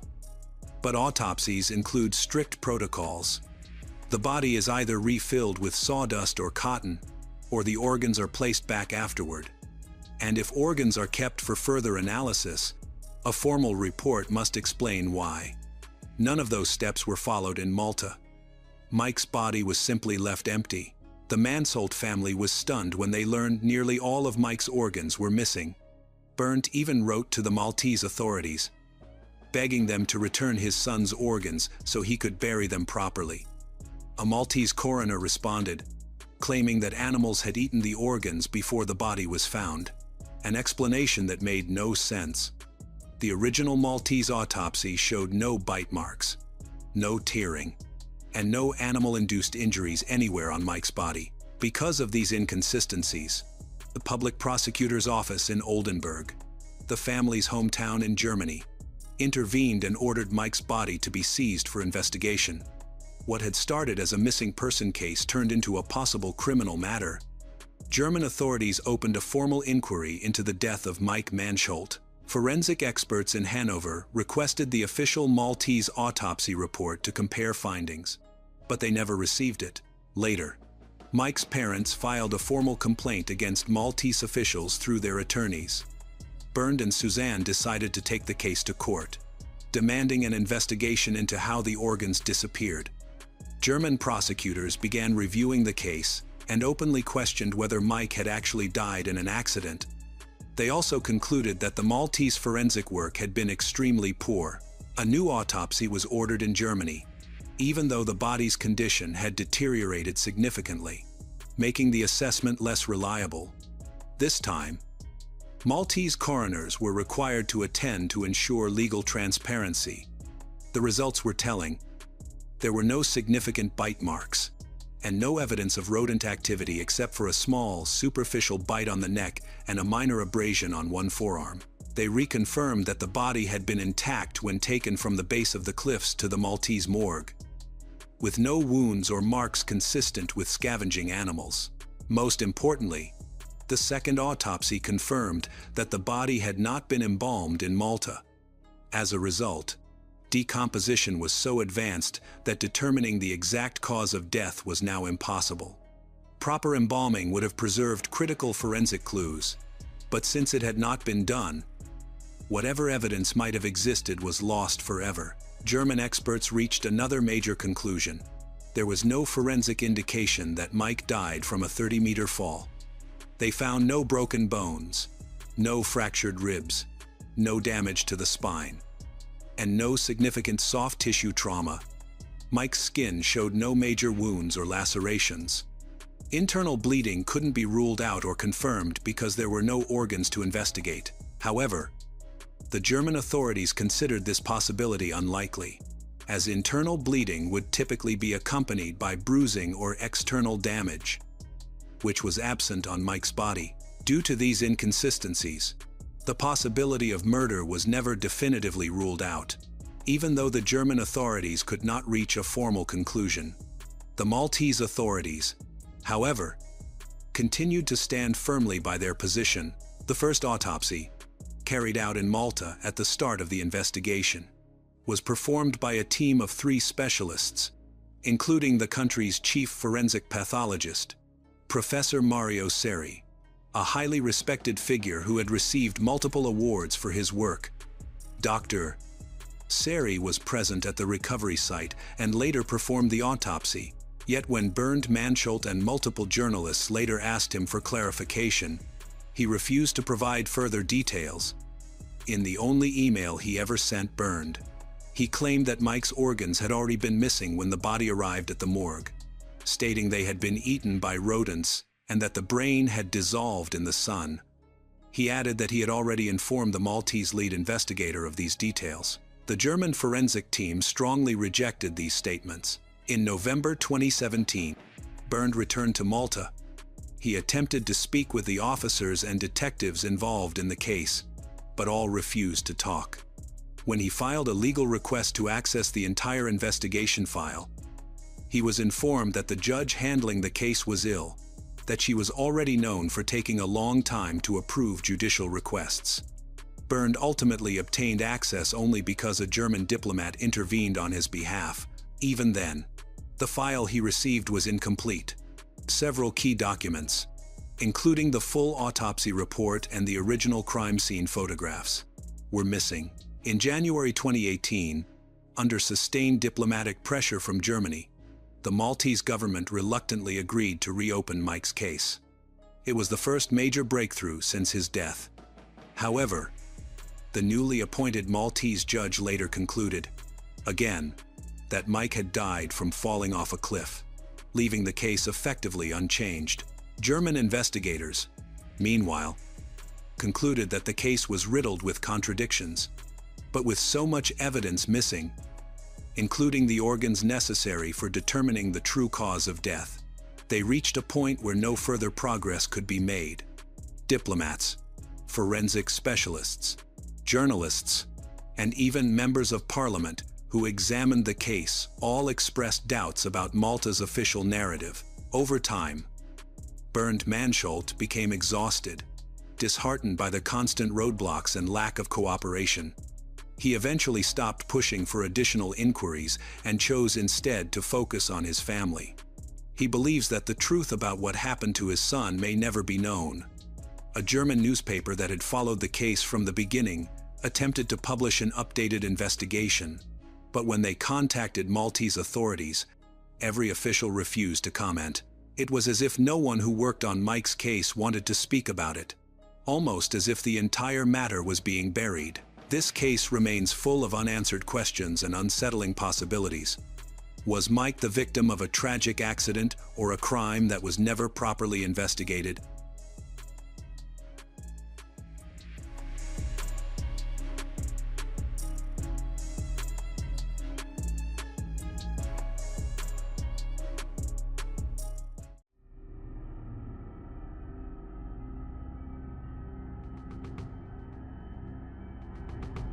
What seemed like a normal morning in Piraquara, Brazil, turned into one of the most shocking and heartbreaking crimes in recent years. On June 6, 2019, 27-year-old Aline Nadolny, a dedicated therapist admired for her compassion and perseverance, left her home to go to work, but never made it to the clinic. Aline had overcome a difficult childhood, built a successful career, and was preparing to start a family. She had no idea that the greatest danger she faced came not from an inmate she treated or a stranger on the street, but from someone she once trusted. What started as an ordinary commute quickly descended into violence, betrayal, and a truth so horrifying that even investigators struggled to understand it. Within hours, a young woman full of dreams had vanished. Her family was left searching desperately for answers, and an entire community was shaken by the discovery of evil hiding behind a familiar face. This is the story of Aline Nadolny, and the morning she never came home.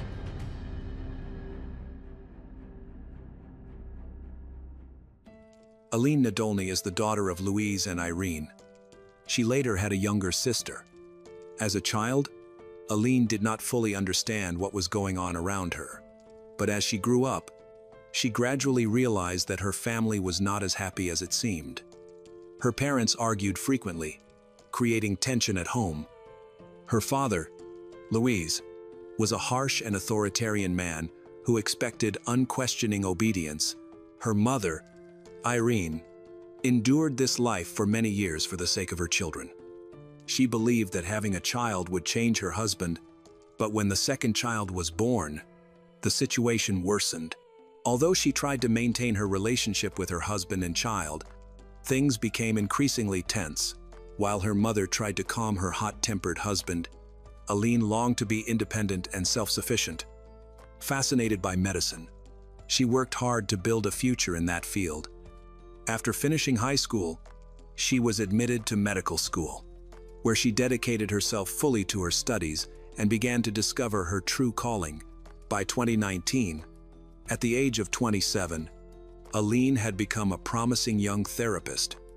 She had spent most of her life focused on studying and working hard to help others. She is confident about herself and satisfied with her life in Brazil, where she lives with her family. Her life seemed to be going perfectly. Her career was thriving, and she was planning to marry her boyfriend and start a family. At this time, her mother, Irene, had also gone through a difficult period after separating from Louise. She lived with her youngest daughter, who was still young at the time. Now she has a stable job and is confident that she can take care of herself. The end of the marriage helped Irene to be free from the pressure and control of Louise. Meanwhile, Aline had a lot of professional experience. She had worked in many medical facilities, supporting patients in their physical and mental rehabilitation, especially the elderly. After that, she was hired as an occupational therapist at a local clinic. This clinic was near a prison, so Aline often came into contact with prisoners who were brought there for treatment. She helped them recover the skills necessary for living and working, helping them become more independent. Aline loved her job, seeing it as a way to contribute to making the world a better place. On the morning of June 6, 2019, Aline left home for her usual shift, saying goodbye to her husband around 6 o'clock a.m. She took the bus to the clinic as always. Normally, she called her husband upon arriving, but that day, she didn't, not receiving her call as usual. Her husband tried to contact her, but her phone was turned off. This confused him because she always carried her phone with her. He assumed she was just busy and tried again at noon. When she still didn't answer, even during her lunch break, he began to worry. The situation became alarming when Aline's boss called, asking why she had not shown up for work. Her husband then reached out to her family, but no one knew where she was. Realizing something was wrong, he contacted the police. Just a few hours later, he was called in to identify the body of an unidentified woman. That afternoon, 2 teenagers were walking home from school through a mostly deserted area, a vacant lot near a clinic on the outskirts of town. While walking along a ditch, they noticed something unusual. As they approached, they thought they were seeing a mannequin, but they quickly realized it was a real human body. Shocked, they ran home and contacted the police. When officers arrived, they found the body of a young woman who had clearly died violently. She had marks of strangulation on her neck and bruises on her face. Because the area was close to both a clinic and a correctional facility, investigators first suspected that an escaped inmate might be responsible. However, a review of the prison's CCTV footage showed no one had escaped, and the theory was soon dismissed. The police had difficulty identifying the victim because she carried no documents, and her purse and phone were missing. When Aline's husband reported to police that she worked at the nearby clinic, they suspected the victim could be her and asked him to come identify the body. He confirmed that the woman was indeed his wife, who had never arrived at work that morning. During questioning, police learned that he was likely the last person to see her alive, which made him an immediate suspect. However, he insisted he had never harmed her and described their marriage as loving and peaceful. Friends and relatives supported his testimony, saying their relationship was happy. Attention turned to the inmates. Aline sometimes treated, but none were considered responsible. As news of the case spread, public interest intensified. Media outlets across the city, websites, TV channels, and newspapers began covering the murder. Soon, the story became a national topic in Brazil. Despite widespread disbelief, Aline's husband remained a suspect for some time. He stated that their morning had been normal after Aline left for work. He went to his own job. Investigators reviewed CCTV footage to verify his story. Cameras showed Aline leaving their house and walking toward the bus stop, unharmed. However, there was no surveillance along the rest of her route, so her movements after that were unknown. While her husband could not yet be completely cleared, police considered him an unlikely suspect. To gather more information, authorities turned to the public through news outlets. However, as coverage spread, rumors began mixing with verified information. The case fueled speculation about femicide and stirred public outrage, particularly online. Some people wrongly claimed that Aline's husband had discovered the body himself, leading to widespread accusations against him. The backlash grew so intense that police held a press conference to clarify that witnesses, not the husband, had found the body. At that point, there were no identified suspects. When the story was reported on television, many people came to the police station to provide information. Most turned out to be false. But soon a witness came forward with a key detail. A man who lived near the scene reported seeing a red Renault Sandero parked close to the ditch where the body was later found. According to his account, the car had appeared early that morning and stayed there for some time before driving away. The driver's behavior seemed suspicious because the witness had never seen that car in the area before. After this, Aline's husband spoke again, explaining that he owned a similar car. He said their family car was broken and being repaired. Detectives confirmed his statement when they visited the repair shop and saw the disassembled vehicle. After inspection, the car was ruled out as a suspect, but was still impounded. Inside the car, investigators found no traces of an attack, no blood, no signs of struggle, and the car hadn't been cleaned. The mechanics confirmed that the car had been in their shop for several days and couldn't have left without their knowledge. Despite their efforts, the inspections revealed nothing useful.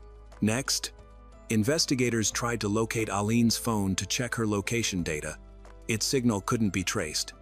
It appeared to have been turned off. They theorized that the killer might have taken it to hide the crime or as part of a robbery. While they were still trying to link the red Renault Sandero, the missing phone, and Aline's disappearance, new witnesses came forward. One man reported seeing Aline at a bus stop that morning. He said a car similar to the red Sandero stopped nearby, and Aline walked up, got in, and left without waiting for the bus. It appeared that she knew the driver. A subsequent autopsy ruled out abuse. Aline had suffered several hard blows to the left side of her face. Likely struck with bare hands, the right side of her face was untouched, which suggested the direction of the attack. Experts concluded the beating probably began inside the car, with the attacker striking from the driver's seat, while Aline sat in the passenger seat. The cause of death was manual strangulation using a piece of fabric. Fibers found on Aline's neck matched the material of the scarf she had been wearing, which was missing at the scene. Her husband provided photos of it. The scarf's color and fibers matched the lint on her neck. But without the actual scarf, a full forensic confirmation wasn't possible. The item was never found. By June 13, 2019, Aline's husband was cleared of suspicion after spending over 30 hours giving statements to police. Statistically, crimes like this are often committed by relatives, but the theory of domestic violence was dismissed. Aline's husband had a strong alibi and no clear motive. His phone, computer, and witness statements all supported his innocence. For a while, the investigators' only lead remained the red Renault Sandero seen by several witnesses. Police circulated wanted posters and reviewed security camera footage. They eventually found footage from a building near the bus stop showing a similar car. Tracking its route, they discovered it traveled about 22 kilometers away from the bus stop to a remote area, in the opposite direction from the prison where Aline worked. The investigation then turned to those close to Aline. Detectives found that a car matching the description was registered to the girlfriend of Aline's father, Luis Carlos, who often used it. Luis, 48, who had a strained relationship with Aline, has emerged as the prime suspect. Further investigations showed that Luis had access to the red Sandero. A few days later, on June 18, police located him and decided to arrest and question him. They planned to hold him under preventive detention while the investigation continued. When Luis arrived at the station, he quickly surrendered and confessed to killing Aline. He repeated his confession on video. Initially, he said he attacked his daughter while driving her to work and claimed that after hitting her, she lost consciousness, and he remembered nothing after that. During the official interrogation, new details came to light. Investigators learned that Luis and his ex-wife, Irene, the mother of Aline and her sister, had not spoken for 3 years. They were separated, and Luis's relationship with both his ex-wife and 2 children was very tense. Luis showed little interest in his family's lives, but his obligation to pay child support for his youngest daughter had become a major source of conflict. He wanted to reduce the child support but could not. On the morning of the crime, he deliberately drove past the bus stop where his eldest daughter, Aline, usually waited for her commute. It wasn't a coincidence. He wanted to talk to her. When she saw him pull over, she approached the car, and he offered her a ride to work. Aline, thinking this might be an attempt to reconcile, accepted. According to Louise, they chatted casually during the drive. However, he later admitted this was only a pretext. His real goal was to persuade Aline to help convince her mother to allow a reduction in child support. Louise claimed he planned to stop somewhere else before taking Aline to her hospital job, though he could not explain why that stop was urgent or necessary. This inconsistency led investigators to suspect premeditation. At a vacant lot where his car was later found, Louise asked Aline to speak to her mother on his behalf. He has tried many times without success, and now wants Aline to help. Aline refused. She didn't want to be involved in her parents' disputes and believed her father should fulfill his obligations to her younger sister. She turned him down multiple times, never imagining the danger she was in. Enraged, Louise lost control and attacked her in a fit of anger. He struck Aline several times in the face, then pulled her scarf tightly around her neck until she lost consciousness. Even after she went limp, he continued choking her until she died. After realizing that Aline was dead, Louise drove to a nearby hospital and threw her body into a ditch to cover up his crime. He neither called for help nor attempted resuscitation. He treated his daughter's body as if it meant nothing. Disturbingly, he even attended her funeral and was seen crying, tears that now appear to have been part of an act meant to conceal his guilt. Irene told investigators that Louise was always difficult, and his hot temper was the main reason for their divorce. Still, she had never imagined he would harm his children. She was shocked to discover that he had tried to use Aline to pressure her and that this manipulation led to tragedy. Irene stated that a man like Louise did not deserve to be called a father. She wanted justice. She explained that their separation had been contentious because she pursued legal child support for their younger daughter, while Louise fought bitterly against it. When she filed a lawsuit to secure proper payments, Louise tried repeatedly to interfere. Most disturbingly, 3 days before Aline's death, Louise had called Irene, demanding she withdraw her lawsuit. When she refused, he threatened her, and she described his behavior as terrifying. Irene explained that Louise often erupted in anger when things did not go his way. She avoided meeting him to prevent confrontations, but Aline had never seen her father in such a state before. He had never raised a hand against her, so she had no reason to fear him. Until that day, on June 3, 2019, Louise threatened Irene over the phone, warning her that he would make her life miserable if she didn't drop the lawsuit. Irene took the threat seriously. He had physically assaulted her many times during their relationship and often tormented her emotionally. She reported his threats to the police, but the officers showed little interest and eventually closed her case. Irene's claims could have been easily verified, as she had repeatedly called the police seeking protection from her abusive husband. The authorities only acted after they separated. On previous occasions, her complaints were accepted but never followed up. The divorce process was equally distressing. Louise continued to make threats, and Irene lived in constant fear. The situation improved only after police intervention, allowing the divorce to be finalized. This confirmed Louise's violent tendencies. However, when discussions turned to their daughter Aline, Louise once again lost control, and the cycle of violence resumed. Detectives needed to determine whether Louise was responsible for Aline's death. Had denied strangling her, claiming he had only struck her a few times and couldn't recall the rest. Investigators found small traces of blood and microscopic splatter on the passenger seat of his red Renault Sandero. Tests confirmed the blood belonged to Aline. Yet, her scarf, phone, bag, and other personal items had disappeared. A search of Louise's home revealed that he had likely destroyed key evidence because no trace of his DNA was found on Aline's body. Investigators had to work hard to prove that he was the one who strangled her. Louise maintained that he suffered a temporary memory lapse in the car, suggesting someone else might have been present. Detectives noted that Aline appeared to have fought her attacker, struggling for her life. However, Louise showed no signs of injuries on his hands or face, which would have indicated a fight. This led investigators to suspect he might have had an accomplice, possibly his girlfriend at the time of the murder. She denied any involvement during questioning. Despite her denial, she was charged and interrogated further. Suspicion grew after CCTV footage captured a woman resembling Louise's girlfriend near the crime scene. She carried a purse and a doctor's coat similar to Aline's missing belongings. The timing in the footage aligned with the events surrounding the murder. Detectives believe the woman may have dumped Aline's belongings and fled the scene afterward. Unfortunately, the camera footage was too blurry to identify her. The digital processing also yielded no clear results. Ultimately, due to lack of evidence, Louise's girlfriend was released, and the charges were dropped. The trial is set to begin in 2021, just over 2 years after Aline's death.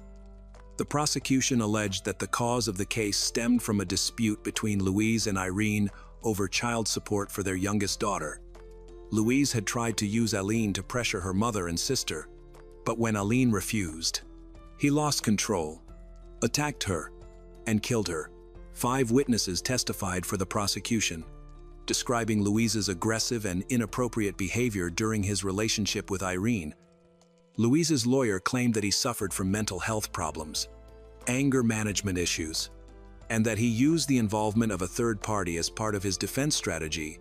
The defense argued that Louise had experienced a brief psychotic episode, which explained his memory loss regarding the incident.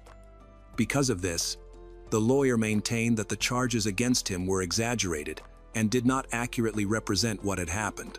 The defense sought to reduce the potential maximum sentence of more than 30 years in prison. The lawyer argued that the femicide charge did not apply, as the crime was not motivated by the victim's gender. He also noted that Louise did not attempt to hide the body, he simply discarded it. The defense further rejected the theory that the attack stemmed from revenge, insisting that Louise believed his actions were justified punishment for his daughter's refusal to help him. Following the trial, Luis Carlos Nadolny, 50, was convicted of aggravated murder of his daughter, along with femicide and attempted concealment of a body. Despite the defense's efforts, he was sentenced to 30 years, 9 months, and 22 days in prison. Disagreeing with the verdict, the defense immediately appealed, stressing that Louise had not undergone a full mental health assessment, while his threatening and violent behavior demonstrated signs of a mental disorder. Based on this, the defense claimed that Louise had not received the psychiatric care he needed. The lawyer also referred to Louise's troubled childhood, marked by domestic violence and abuse from his father. However, the appeal was rejected because these factors were considered irrelevant in the case of an adult man who had murdered his daughter. Louise remains in prison. Aline's mother and husband continue to fight against any reduction in Louise's sentence. And Irene has repeatedly said she hopes Louise will spend the rest of his life in prison.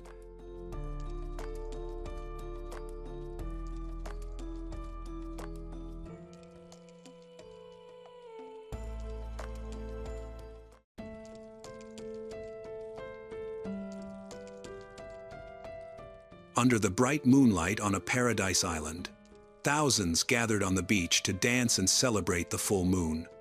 Unbeknownst to them, just a few hundred meters away, a horrific crime was silently unfolding. There were no gunshots, no cries for help.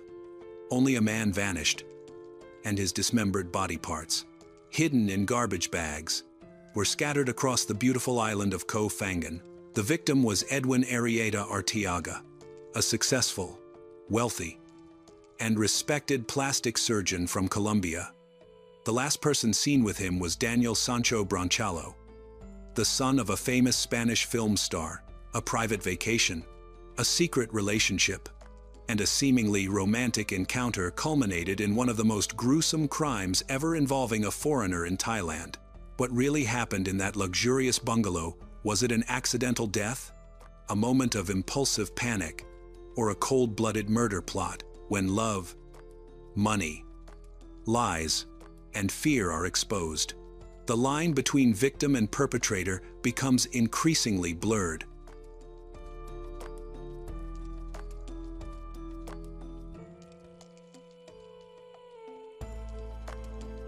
Edwin Arrieta Arteaga was born in Santa Cruz de Lorica, northern Colombia. He grew up in a well-off family and received devoted care from his parents. His father worked as a radio and television repair technician, while his mother, a retired teacher, was highly respected in their community. Although his parents lived separately, his mother often visited until her sudden death at age 44. Since childhood, Edwin had dreamed of going abroad to study and build a career in surgery. He dedicated himself to his university studies to earn a medical degree. After years of hard work, Edwin moved to Monteria and quickly became a renowned plastic surgeon. Over his more than 10-year career, he performed hundreds of surgeries and became a top choice for many patients. He was also admitted to the Colombian Society of Plastic and Reconstructive Surgery, a globally prestigious organization with over 35,000 members. Thanks to his active presence on social media, he gradually gained fame not only domestically but also internationally. In December 2022, Edwin began chatting with Daniel Sancho Bronchello, a young man from Madrid nearly 20 years younger than him. Daniel Sancho Bronchello was born on June 11, 1994, the son of well-known Spanish actors Rodolfo Sancho and Silvia Bronchello. His parents met while studying acting and had Daniel when they were just 19 and 18 years old. They remained together for a little over a decade before separating amicably. Daniel grew up with his father in a comfortable environment, accustomed to media attention. Outgoing and athletic, he enjoyed sports such as tennis and surfing. Despite his family's ties to the entertainment industry, he chose to pursue a career in gastronomy and hospitality, working for the upscale catering company LAM. Daniel was passionate about his work, but it never brought him the financial success he wanted. He earned only a small portion of what his family members made. Thanks to inherited wealth, Daniel adopted a lavish lifestyle, spending freely on luxury dining, private flights, and high-end travel. He frequently showcased his life on social media, highlighting his love of food, surfing, and global adventures. Despite his efforts, Daniel gained little public attention. His social media accounts attracted few followers, and his YouTube channel, with its polished videos and costly cooking gear, never reached 1,000 subscribers. Even though he came from a well-known family, he remained only modestly popular. Daniel, an attractive Spaniard with long, sun-bleached hair and a fit physique, quickly developed a connection with Edwin. Their exchanges grew more frequent, evolving from friendly conversations into a romantic relationship. They began sharing intimate photos and messages, and Edwin became emotionally invested. Edwin also sent Daniel large sums of money, in some months more than 20,000 euros, to support Daniel's personal projects and provided him with additional credit cards for unrestricted use. Daniel and Edwin's relationship spanned approximately a year, during which Daniel maintained a concurrent long-standing relationship with a Spanish woman for 5 years. With plans for future matrimony, Edwin was completely unaware of this relationship or that he was unintentionally competing with her. Though they kept their relationship private, Edwin started planning a future with Daniel. He envisioned opening 2 clinics in Spain, one in Barcelona and another in Madrid, and living together there before possibly moving to London or another major city. A seasoned traveler with ample savings, Edwin often took trips abroad and found it easy to explore the world. Eventually, Daniel invited Edwin on a private vacation to Thailand, hoping to spend time together away from public attention. They chose to meet there from July 31 to August 3, 2023, planning their trip around the famous full moon party on August 1. They reunited on the island of Koh Phangan, where Daniel suggested they enjoy the celebration and relax together. Edwin arrived on the island on Tuesday, August 1st, for a planned vacation with Daniel. When his family stopped hearing from him after his arrival on Koh Phangan Island, they grew anxious. Edwin usually stayed in regular contact while traveling, so his silence was alarming. Knowing about Edwin's relationship with Daniel, Edwin's sister messaged Daniel on social media to ask about her missing brother. Daniel also expressed his concern, saying he had planned to meet Edwin on August 1st, but they hadn't been able to. Edwin's sister urged Daniel to report her brother missing to the police. Daniel reluctantly agreed, saying he would do so after taking a shower. Eventually, he followed through. But when he arrived at the police station, officers noticed scratches and cuts on his face and hands. On August 3, 2023, the island woke to what seemed like an ordinary day. The night before, residents and tourists had celebrated another full moon. Some people were enjoying their morning coffee, others were nursing hangovers, and a few were taking in the fresh morning air. At around 12:30 p.m. local time, a sanitation worker making his usual rounds at the local landfill noticed something strange. Inside a fertilizer sack, he found wet, decomposing material that at first looked like animal remains. But when he looked closer, he was horrified to discover human body parts. Further examination revealed that the sack contained a human pelvis and internal organs. Police officers arriving at the scene concluded that the remains probably did not belong to a local resident, as the body parts were unusually large. This discovery set off a grim investigation. Other residents soon began finding more fertilizer and garbage bags scattered across the island, each containing different parts of the same body. In total, 14 bags were recovered across a wide area. At first, authorities weren't sure if the remains came from one person or several, but they suspected the victim was a tourist. Local officials quickly issued a public warning. A deeper search of the landfill turned up another bag containing legs and some clothing. Based on the level of decomposition, investigators estimated that the killing had occurred about 36 hours earlier. DNA testing confirmed the victim was Edwin Arrieta Artiega. However, the cause of death, the circumstances of the case, and the reason the body was dismembered and scattered around the island remain unclear. Given that dismembered body parts had recently been found across the island, Daniel's condition raised suspicions. The police detained him and searched his bungalow. At first, the bungalow appeared clean and well kept. But further examination by forensic experts revealed grim evidence. The drains were clogged with human hair and what appeared to be tissue, particularly fatty tissue. DNA test results quickly confirmed the worst suspicions, revealing a horrific crime had occurred there. Authorities began preparing a thorough investigation to uncover the full story in that seemingly luxurious house. While some officers continued searching the bungalow, others questioned Daniel at the station. He initially denied involvement in Edwin's disappearance and claimed he hadn't arrived on Koh Phangan Island until August 2nd. That claim was quickly disproved by surveillance footage and hotel records, confirming his actual check-in date. Faced with undeniable evidence, Daniel changed his story. He described the start of their vacation as happy and peaceful. After riding a scooter from the airport, they enjoyed meals, deep conversations, and discussions about their future together.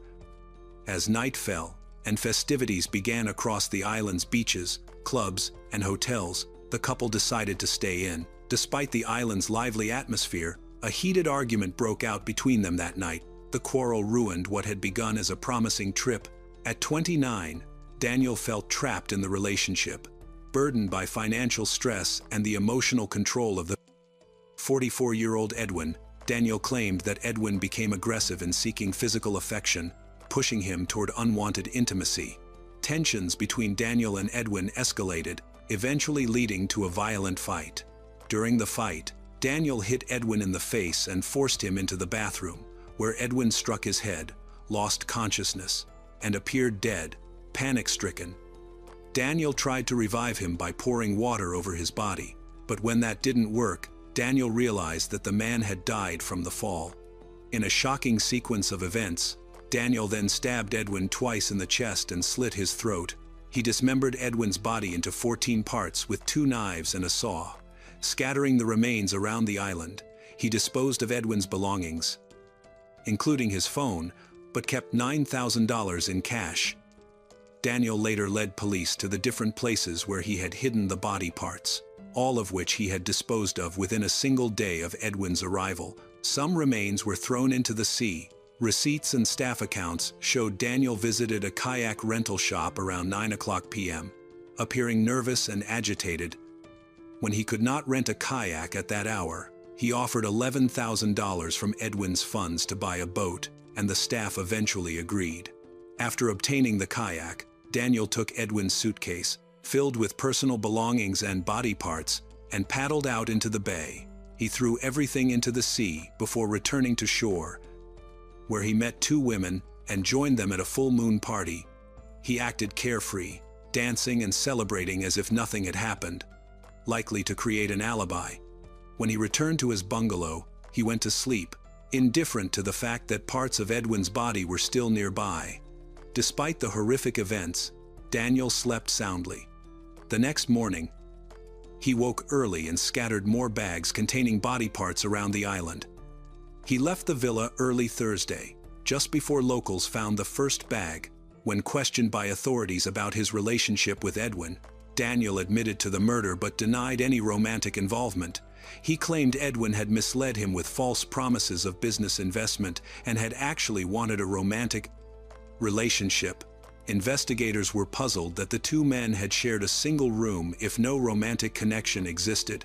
Coming from a family of actors, Daniel may have seen an opportunity to use his dramatic skills. He explained that he had wanted to end his relationship with Edwin but felt trapped by threats of blackmail and scandal. Daniel said their trip to Thailand was meant for him to break things off. Although Edwin saw it as a lover's holiday, Daniel claimed he was heterosexual and engaged to a woman in Spain, a piece of news that reportedly angered Edwin and sparked the argument that led to Edwin's death. The true cause of Edwin's death remains unclear, whether it was the blow to his head or the stabbing. If Daniel had not used the knife, Edwin might have survived. However, pressure to protect his reputation, avoid scandal regarding his sexuality, and concerns about his engagement may have driven Daniel to extreme action. Despite Daniel's claim that the killing was impulsive, investigators found evidence of planning. Security footage from the day before Edwin's arrival showed Daniel buying knives, latex gloves, plastic bags, and cleaning products, all later used to clean the crime scene. Divers ultimately recovered Edwin's head and hands from the bay, along with his clothing, boxer briefs, and a black t-shirt, packed inside a suitcase. On August 15, 2023, the police chief announced that the investigation into Daniel's case had concluded. The motive for the murder was determined to be Daniel's desire to remove Edwin from his life so he could marry his fiancée without revealing hidden aspects of his past. Daniel also wanted to hide parts of his personal life and keep the financial support Edwin had been providing for his business. To resolve both issues, he devised a drastic plan that ended in tragedy. The evidence gathered was strong enough to charge Daniel with first-degree murder, a crime in Thailand that carries the death penalty by lethal injection. Although executions are not carried out immediately, convicted individuals may appeal, usually delaying the sentence by only 2 to 3 years. This crime became one of the most infamous cases involving foreigners in Thailand's history. When Daniel's parents learned about the situation, his father, Rodolfo, quickly flew to Thailand with well-known lawyer Marcos Garcia Montes. Despite his reputation, Montes was not legally permitted to represent Daniel in Thailand, so local lawyer Kunan Anand was appointed to handle the case. However, disagreements between Montes and Kunan over legal strategy led Kunan to withdraw. Daniel's family was therefore in a desperate situation, forced to find another Thai lawyer amidst a complex and challenging legal landscape. Thai authorities stated that Daniel would be charged with intentional homicide and with concealing the body to hide the cause of death. His family remains hopeful that the defense team will do everything possible to save his life, though the case appears extremely difficult given the strong forensic evidence, witness testimonies, video recordings, and Daniel's own confession. Both the defense and the prosecution are preparing their arguments. Officials monitor Daniel's mental and emotional health closely, aware of his stress and fragile psychological state. They emphasize that he must face justice in court rather than avoid it through self-harm. On August 29, 2024, a Thai court found Daniel Sancho Bronchello guilty of premeditated murder. He was initially sentenced to death, but due to his cooperation during the investigation, the sentence was reduced to life imprisonment. Additionally, he was ordered to pay 4 million baht, about $130,000 in compensation to Edwin's family. The shocking case has drawn intense attention and debate in Colombia, Spain, and Thailand. Public opinion remains deeply divided. In Colombia, Edwin's colleagues, patients, friends, and relatives remember him as an excellent surgeon and a kind person. They reject Daniel's depiction of Edwin as a manipulative blackmailer, calling it an attempt to excuse his crime. Conversely, some sympathize with Daniel, suggesting that he was intimidated by Edwin, leading to his violent behavior.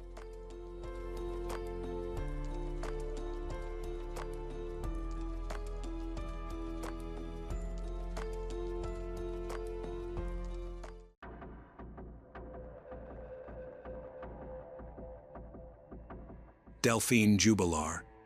Born in 1987 in Gaillac, she worked nights as a nurse, juggling that demanding schedule with raising 2 children. The family lived in Cagnac-les Mines, where life seemed routine and predictable. On the surface, everything appeared stable and ordinary.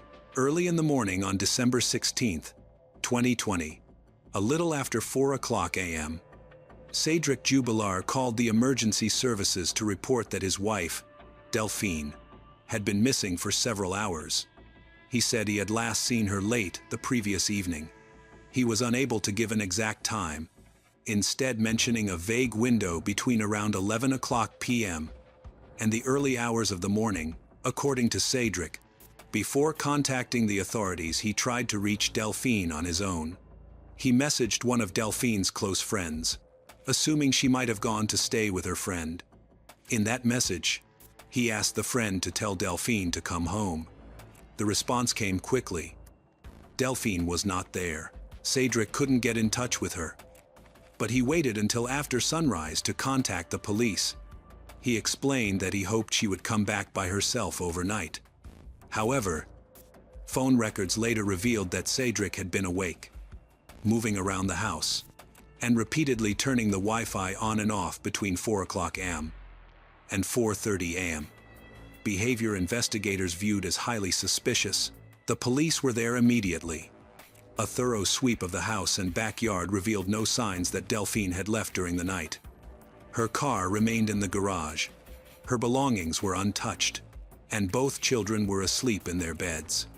Officers observed nothing to suggest she had planned to go anywhere, especially not in the middle of the night. These early findings immediately cast doubt on Cédric's version of events, marking the true beginning of the investigation. 2 neighbors testified they heard a terrifying scream coming from the Jubilar home shortly after 11 p.m. Louis, the couple's 6-year-old son, reported hearing his parents argue loudly last night. He also said to investigators, his father screamed, his mother fell.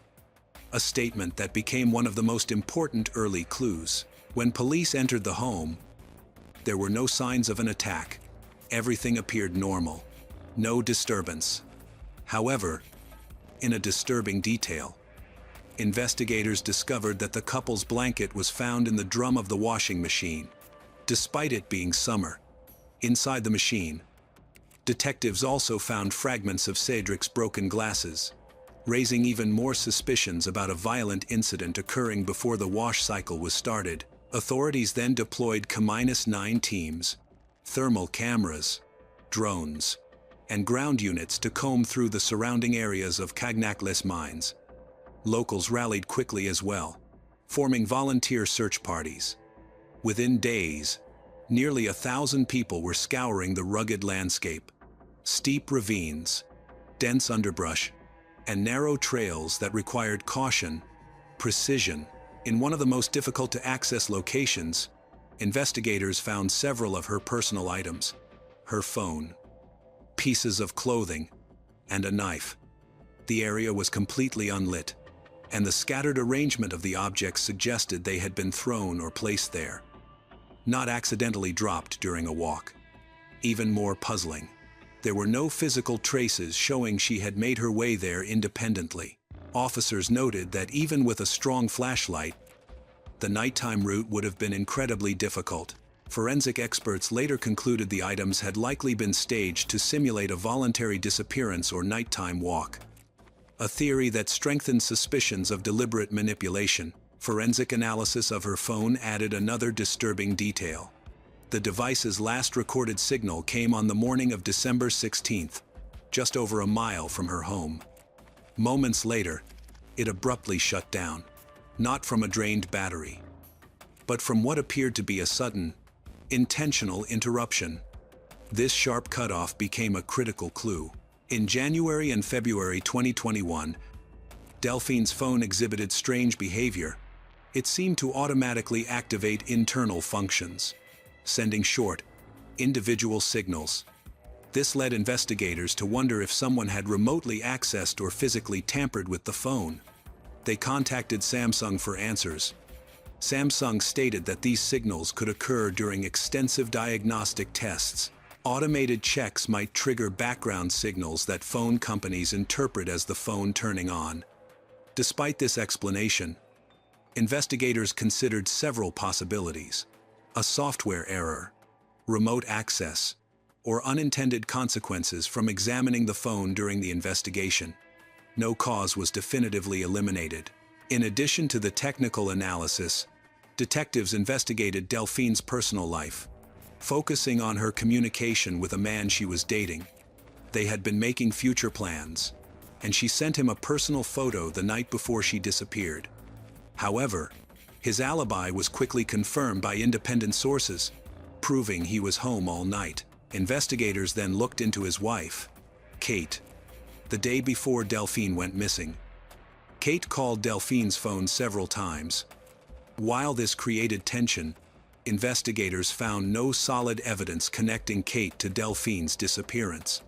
It seemed more like a personal dispute than a criminal lead.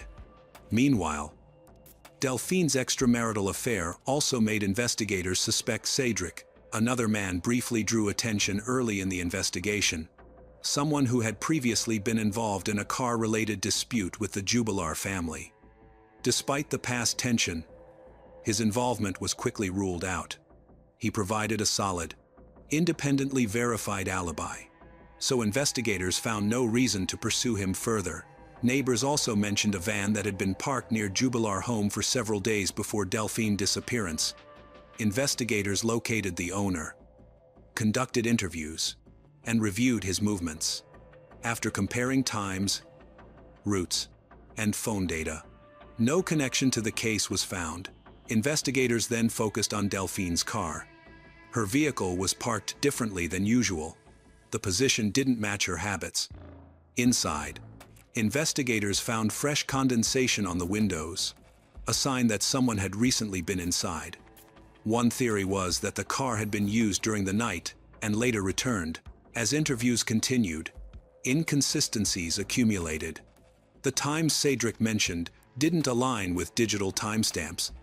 Several aspects of his story shifted between statements. He initially claimed Delphine went out to walk the dog, but the dog was found clean, dry, and asleep, with no signs of having been outdoors on a cold December night.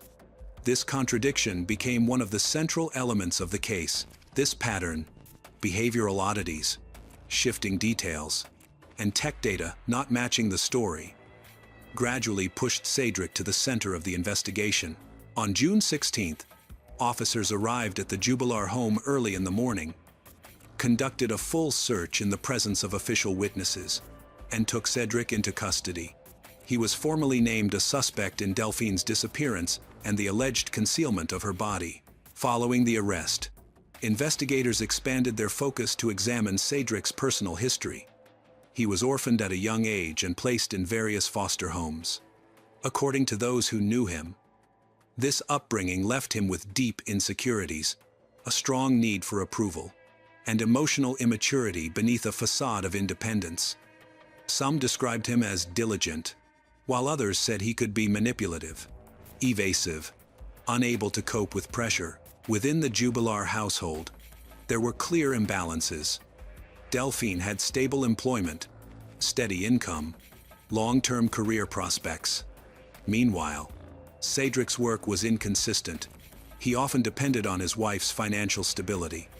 Investigators also discovered that Cedric had searched online weeks earlier for how to kill someone with a knife without making noise, a chilling detail later presented at trial.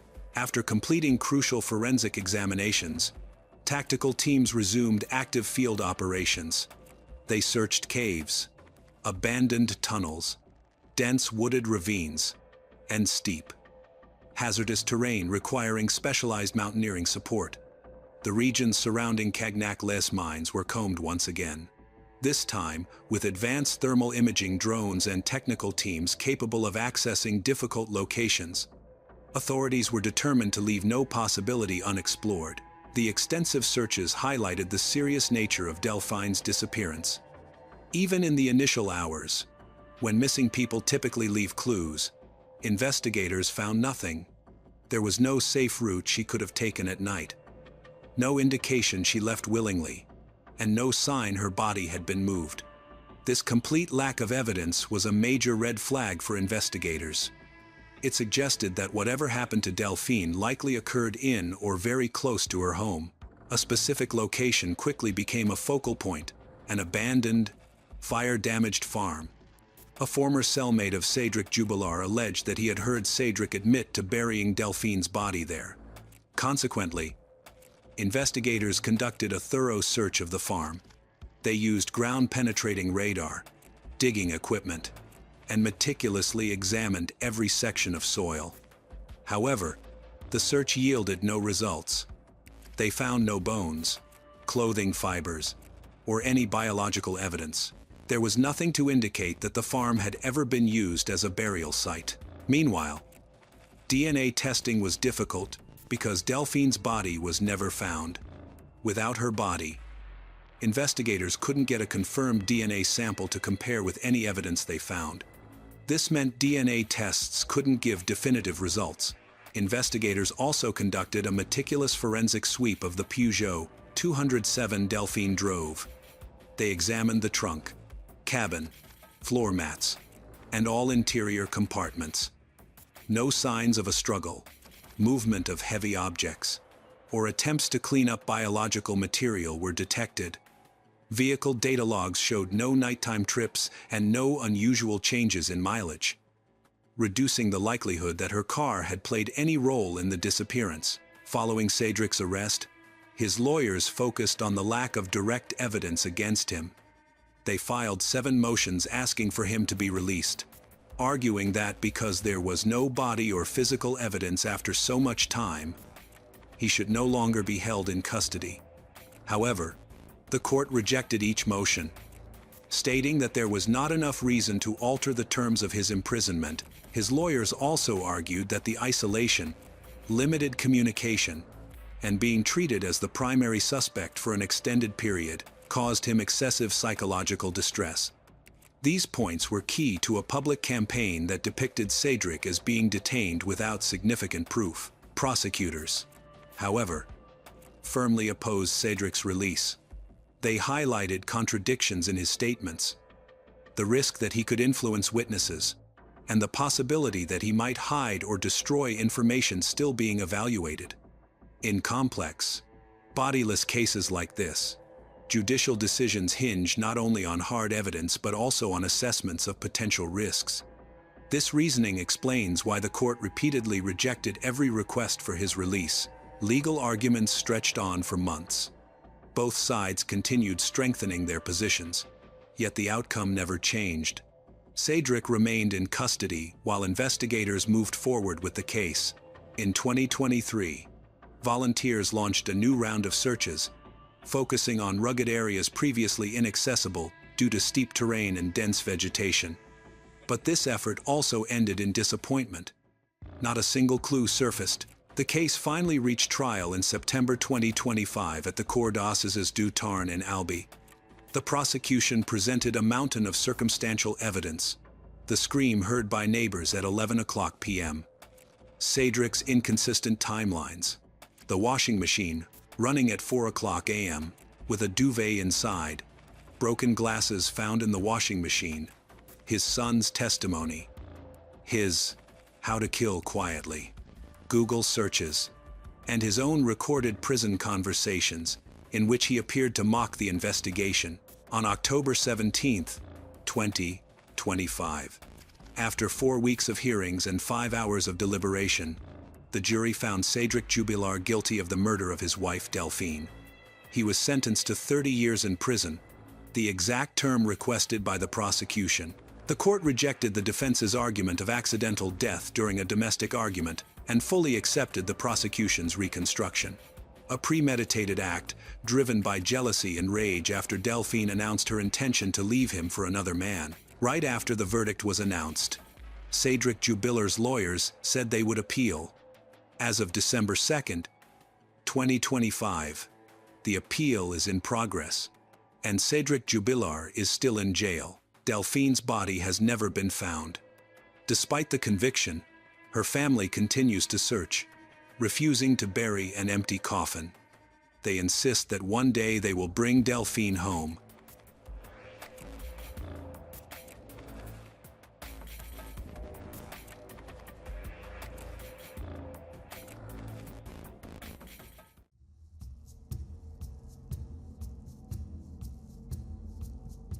It was meant to be the final wait before new life began.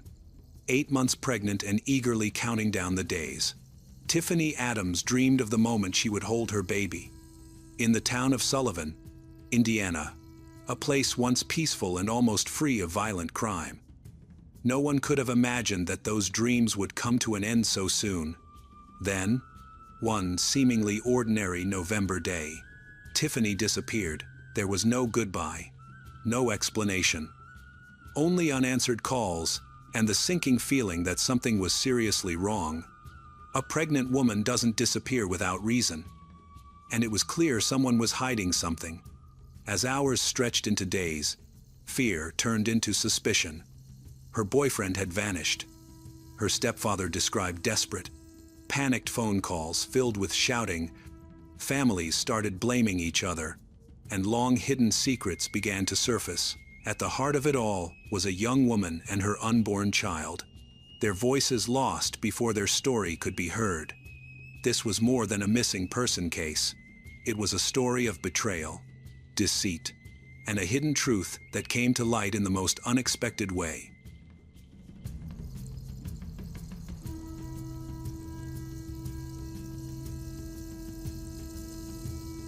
Tiffany Adams lived in Sullivan, Indiana. Many young people there longed to move to a bigger city, and Tiffany was no exception. After graduating from high school, she discovered she was pregnant with her boyfriend, Donnie Barron. She was thrilled, eagerly talking about the baby and looking forward to becoming a mother. Her excitement only grew as her due date drew near. But on November 5, 2014, when Tiffany was 8 months pregnant, she suddenly vanished, changing her family's life forever. Her boyfriend, Donnie, and stepfather, Bruce Adams, searched for her but found no trace. They tried calling repeatedly, but she never answered. No one knew where she had gone or what might have happened. Her advanced pregnancy made her disappearance especially alarming. Pregnant women don't typically just vanish, and everyone feared the worst. After Tiffany went missing, Bruce did not report it to the police immediately because he believed he had to wait 48 hours before filing a missing person report, a fairly common misconception. In reality, missing persons should be reported immediately. Due to this delay, Bruce did not report Tiffany's disappearance until November 7th. Bruce stated that on November 5th, he left Tiffany and Donnie at home and went out for about an hour. When he returned, only Donnie was there. Donnie said that Tiffany had gone to her mother Christina's house nearby. Bruce is not Tiffany's biological father. Her biological father has never appeared in her life. When police questioned Christina, she said she hadn't seen Tiffany since October 30, 5 days before she disappeared, and didn't know where she was. Given how serious the situation was, state police joined the investigation to help locate Tiffany as quickly as possible. Investigators in missing person cases usually start by questioning those closest to the victim. Since Donnie was the last person known to have seen Tiffany, police wanted to talk to him first. However, he had left town. And no one knew where he went. His sudden disappearance after Tiffany's was deeply suspicious. With Tiffany missing, investigators focused on two main individuals: her stepfather Bruce and her boyfriend Donnie. Donnie's disappearance only fueled suspicion. Word of Tiffany's disappearance spread quickly through the small town of Sullivan, and the fact that she was 8 months pregnant made the situation even more distressing. Tiffany had her whole life ahead of her. While some people feared she had been abducted, others held out hope that she would come home safely. There were scattered reports of sightings, but all proved to be false. Police were confident she hadn't run away. While Donnie remained missing, investigators focused on Bruce to see if he knew anything. Bruce maintained that he had a strong alibi. He said he went to the store while Tiffany was still at home, and that she must have left during that time. Police verified he had indeed been at the grocery store on November 5, but the exact timeline of her disappearance remained unclear. Bruce insisted he would never harm Tiffany, saying he loved her like his own daughter and was determined to find her. During questioning, he named another possible suspect, Brian Orr, Tiffany's stepfather from her mother, Christina. Bruce disclosed another crucial detail to investigators. On November 5, 2014, around 1:00 p.m., he received 3 phone calls from Tiffany's cell phone at his home. During the first call, Bruce heard a man's voice in the background before the line was suddenly disconnected. A second call came soon after, but there was only silence before it hung up. During the third call, Bruce again heard a man yelling, along with commotion in the background. He claimed that he could hear Tiffany calling out to her father before the call ended. Alarmed, Bruce tried calling her back about 10 times, but each call went straight to voicemail. Bruce suspected the man on the calls was Brian Orr. He believed Brian might have harmed Tiffany because he disliked her. This information became a key lead for investigators. To better understand Tiffany's relationship with Brian, police spoke with one of her close friends. The friend told police that Tiffany never spoke well of Brian. She complained that he called her hurtful names and didn't let her visit her mother freely. She also recounted that Brian only allowed her to speak to her mother on speakerphone, demonstrating his controlling nature. Because of this behavior, investigators viewed Brian as a strong person of interest. They wanted to know why he limited Tiffany's communication with her mother and whether he had a different account of the day she disappeared. Tiffany had also expressed frustration on social media about her mother getting back together with Brian. In one post, she made it clear she didn't think highly of him. Investigators wondered if Brian had seen the post and reacted angrily, and whether Christina, Tiffany's mother, might have known more than she was saying. These are just a few of the many questions police needed to answer to understand the connection between the people involved in the case. At the time Tiffany went missing, her mother Christina was married to Brian. Before that, Christina had been married to Bruce Adams. Although Bruce wasn't Tiffany's biological father, he had married Christina around the time of Tiffany's birth and raised her as his own daughter. The two families lived very close to each other. Bruce could walk to Christina and Brian's house and even see it from his backyard. Over time, the relationship between Bruce and the couple had become tense. On November 11, 2014, 6 days after Tiffany disappeared, police executed a search warrant at Christina and Brian's home.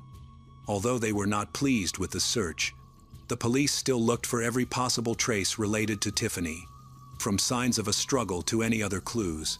While inspecting the grounds, investigators discovered a security camera mounted on a pole, facing the entrance. They hoped it recorded footage that could help the investigation. However, when they checked the camera, they found the memory card missing. This raised an important question: was the missing card a coincidence, or had someone removed it to destroy evidence?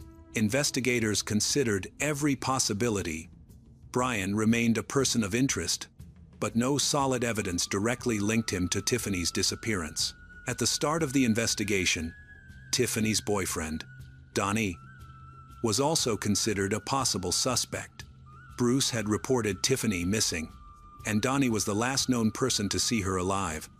By that point, however, he had already left town.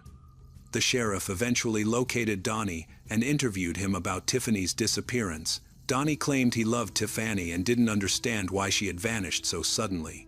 He wonders if she's with someone else and says his dream is to raise the baby with her. However, his behavior raised suspicion. Why did he disappear? Why didn't he help search for her or cooperate with investigators? Some began to suspect that Donnie might have harmed her. He struggled to prove he hadn't been at Bruce's house when Tiffany went missing. He was the only person who could confirm his own alibi. Another major revelation came when it was discovered that Donnie wasn't the biological father of Tiffany's baby. The real father was Artem McHenry. In high school, Artem had been the popular, attractive athlete everyone admired. He and Tiffany dated for 3 years, but broke up in March 2014. Not long after, Tiffany started seeing Donnie. When she learned she was pregnant, she was initially uncertain who the father was. Both Donnie and Artem were deeply connected to Tiffany, making the situation complicated. At first, most people assumed the baby was Donnie's, since he and Tiffany were together. But after an ultrasound revealed how far along the pregnancy was, Tiffany realized the baby was actually Artem's. On October 1, 2014, Tiffany shared on social media that her son would be raised by her alone. She expressed disappointment in the child's father, who wanted to avoid his parental responsibilities. Donnie, however, stayed calm and did not react negatively when he found out that Tiffany was pregnant with Artem's child. Meanwhile, Artem McHenry was also considered a suspect and questioned by the sheriff. Artem told investigators he had been at work about 30 miles away on November 5th, and his alibi was later confirmed. The search for Tiffany went on for weeks with no major breakthroughs. Then, on December 30th, 2014, 55 days after her disappearance, 2 farmers in Sullivan County discovered her body in a cornfield while finishing a late harvest. Her remains were badly decomposed, and animals had disturbed the site. Her red fleece jacket was tightly wrapped around her neck, and inside the knot was a leaf, a detail indicating that the jacket had been tied right there in the field, not somewhere else. Her cell phone was missing. At first, one of the farmers thought he had found a mannequin, but when he got closer, he realized it was a woman's body. She had dark hair and wore brown boots. The cold weather likely slowed the decomposition process. An autopsy performed on December 31, 2014, determined that Tiffany died from strangulation. One of her ribs was broken, possibly during the attack. Tragically, her unborn baby had still been alive when she was killed, but died from lack of oxygen caused by the strangulation. Investigators were horrified by the brutality of the crime. Who could carry out such an act, taking the lives of both a young woman and her unborn child? Because Tiffany's body had been exposed to the elements for so long, much of the potential DNA and other critical evidence had been lost. Complicating the case further, still, detectives managed to glean important information from her phone records, which revealed details about her calls, messages, and interactions before she disappeared. One key finding was that Tiffany had been texting with Amber Orr shortly before she went missing. Brian Orr was Tiffany's stepfather and the father of Jonas Orr. Jonas was married to Amber, and they had a 4-year-old son whom Tiffany sometimes helped care for. Because Amber was one of the last people to contact Tiffany, investigators determined she was a key witness to be questioned. Amber first told police that she and Jonas shared a single cell phone, taking turns using it. However, upon closer investigation, police discovered that Tiffany and Amber frequently texted each other, making this phone crucial evidence. Authorities requested access to the shared phone used at the time of Tiffany's disappearance. However, when questioned, Jonas and Amber switched to new phones. They said that on the day Tiffany disappeared, they had gone to rent a movie, an alibi that police later confirmed through the video rental store. Meanwhile, investigators tracked Tiffany's phone, which helped them reconstruct part of her final movements.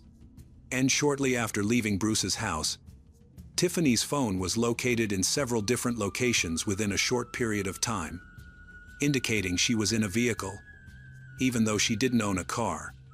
At that stage, the main suspects were her boyfriend, Donnie, and her stepfather, Brian Orr. Investigators, however, confirmed that Donnie hadn't left Bruce's house around the time she went missing, eliminating him as a suspect. This shifted focus to Brian's account. Brian and his wife Christina told police they had been working on an apartment across town that day and didn't return home until late at night. But cell phone records contradicted their story. At 11:15 a.m., Tiffany's phone was located near Christina's house. About 39 minutes later, it reactivated in the same area where her body was later found. The last location where Tiffany's phone was tracked was Lake Sullivan. Investigators wanted to know whose vehicle Tiffany had been in, and whether that person was connected to her death. Detectives later learned that on the day Tiffany disappeared, Jonas had borrowed a Chevy Blazer from his friend Jim Fish, who worked at a sawmill. Jonas was supposed to return the vehicle there but didn't bring it back until 6 hours later, claiming it had broken down.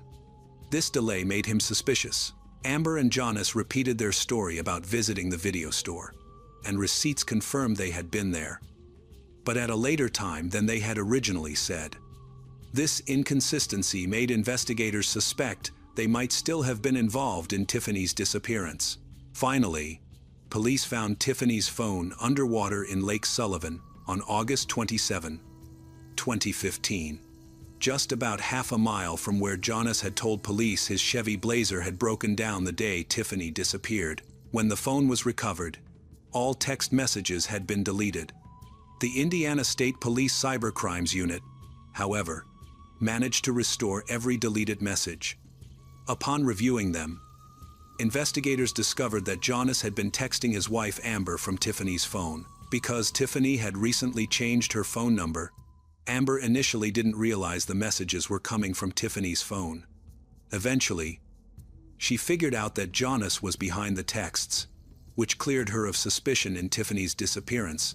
In November 2015, Amber filed for divorce. All the recovered messages were included in the official court records. In his initial conversation with authorities, Jonas said he last saw Tiffany at a Dollar General in September 2014. During that visit, a family argument escalated until the police were called. He claimed that on the day Tiffany disappeared, the Chevy Blazer he had borrowed broke down near the sawmill at the intersection of County Road 75 East and County Road 300 North. Jonas told the sheriff that after his car broke down, he flagged down a passing car with two strangers on board. They stopped to help, lending him their phone to contact his wife, Amber, who wasn't there. Jonas said he texted Amber using the stranger's phone, restarted the Blazer, let it run for a few minutes, then returned the phone and drove to the sawmill. He estimated the entire encounter took about 20 minutes. Upon arriving at the sawmill, Jonas borrowed Jim's phone to call Amber and arrange a meeting place. He maintained he had no involvement in Tiffany Adams' death. Jonas believed police would never recover Tiffany's phone or restore her deleted text messages.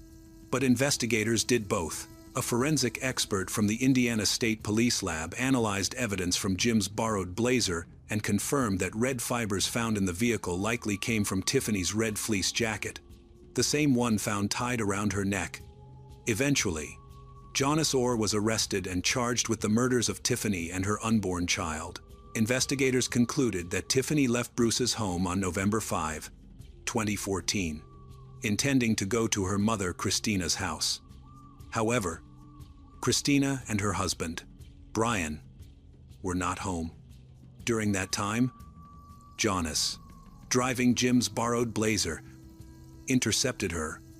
He then took Tiffany to a cornfield and killed her. To conceal the evidence, he removed the memory card from Brian's motion-sensing camera, which may have recorded Tiffany getting into his car, and then threw her cell phone into Lake Sullivan. These discoveries ultimately cleared Brian Orr as a suspect. The tense, long-standing conflict between Jonas and Tiffany likely played a major role in the tragedy. Jonas reportedly disliked Tiffany, while maintaining a close relationship with his father, Brian. It's believed that Tiffany's social media posts about Brian enraged Jonas. Still, it remains difficult to comprehend how he could commit such a violent act against a woman 8 months pregnant. Can someone like Jonas feel remorse? It's a haunting question. Between August 2015 and February 2016, a prisoner named John Clean shared a cell with Jonas and later testified for the prosecution. Clean stated that Jonas confessed he felt no remorse for killing Tiffany but did feel guilty about the baby. Jonas even asked Clean if God might forgive him. Despite this, Jonas Orr continued to claim his innocence throughout the trial. In July 2016, he was sentenced to 2 consecutive 60-year prison terms. Tiffany Adams deserved the chance to live a full life, to become a mother and create her future. Her death is a powerful reminder of how suddenly tragedy can occur, and how silence or denial can make its impact even more painful.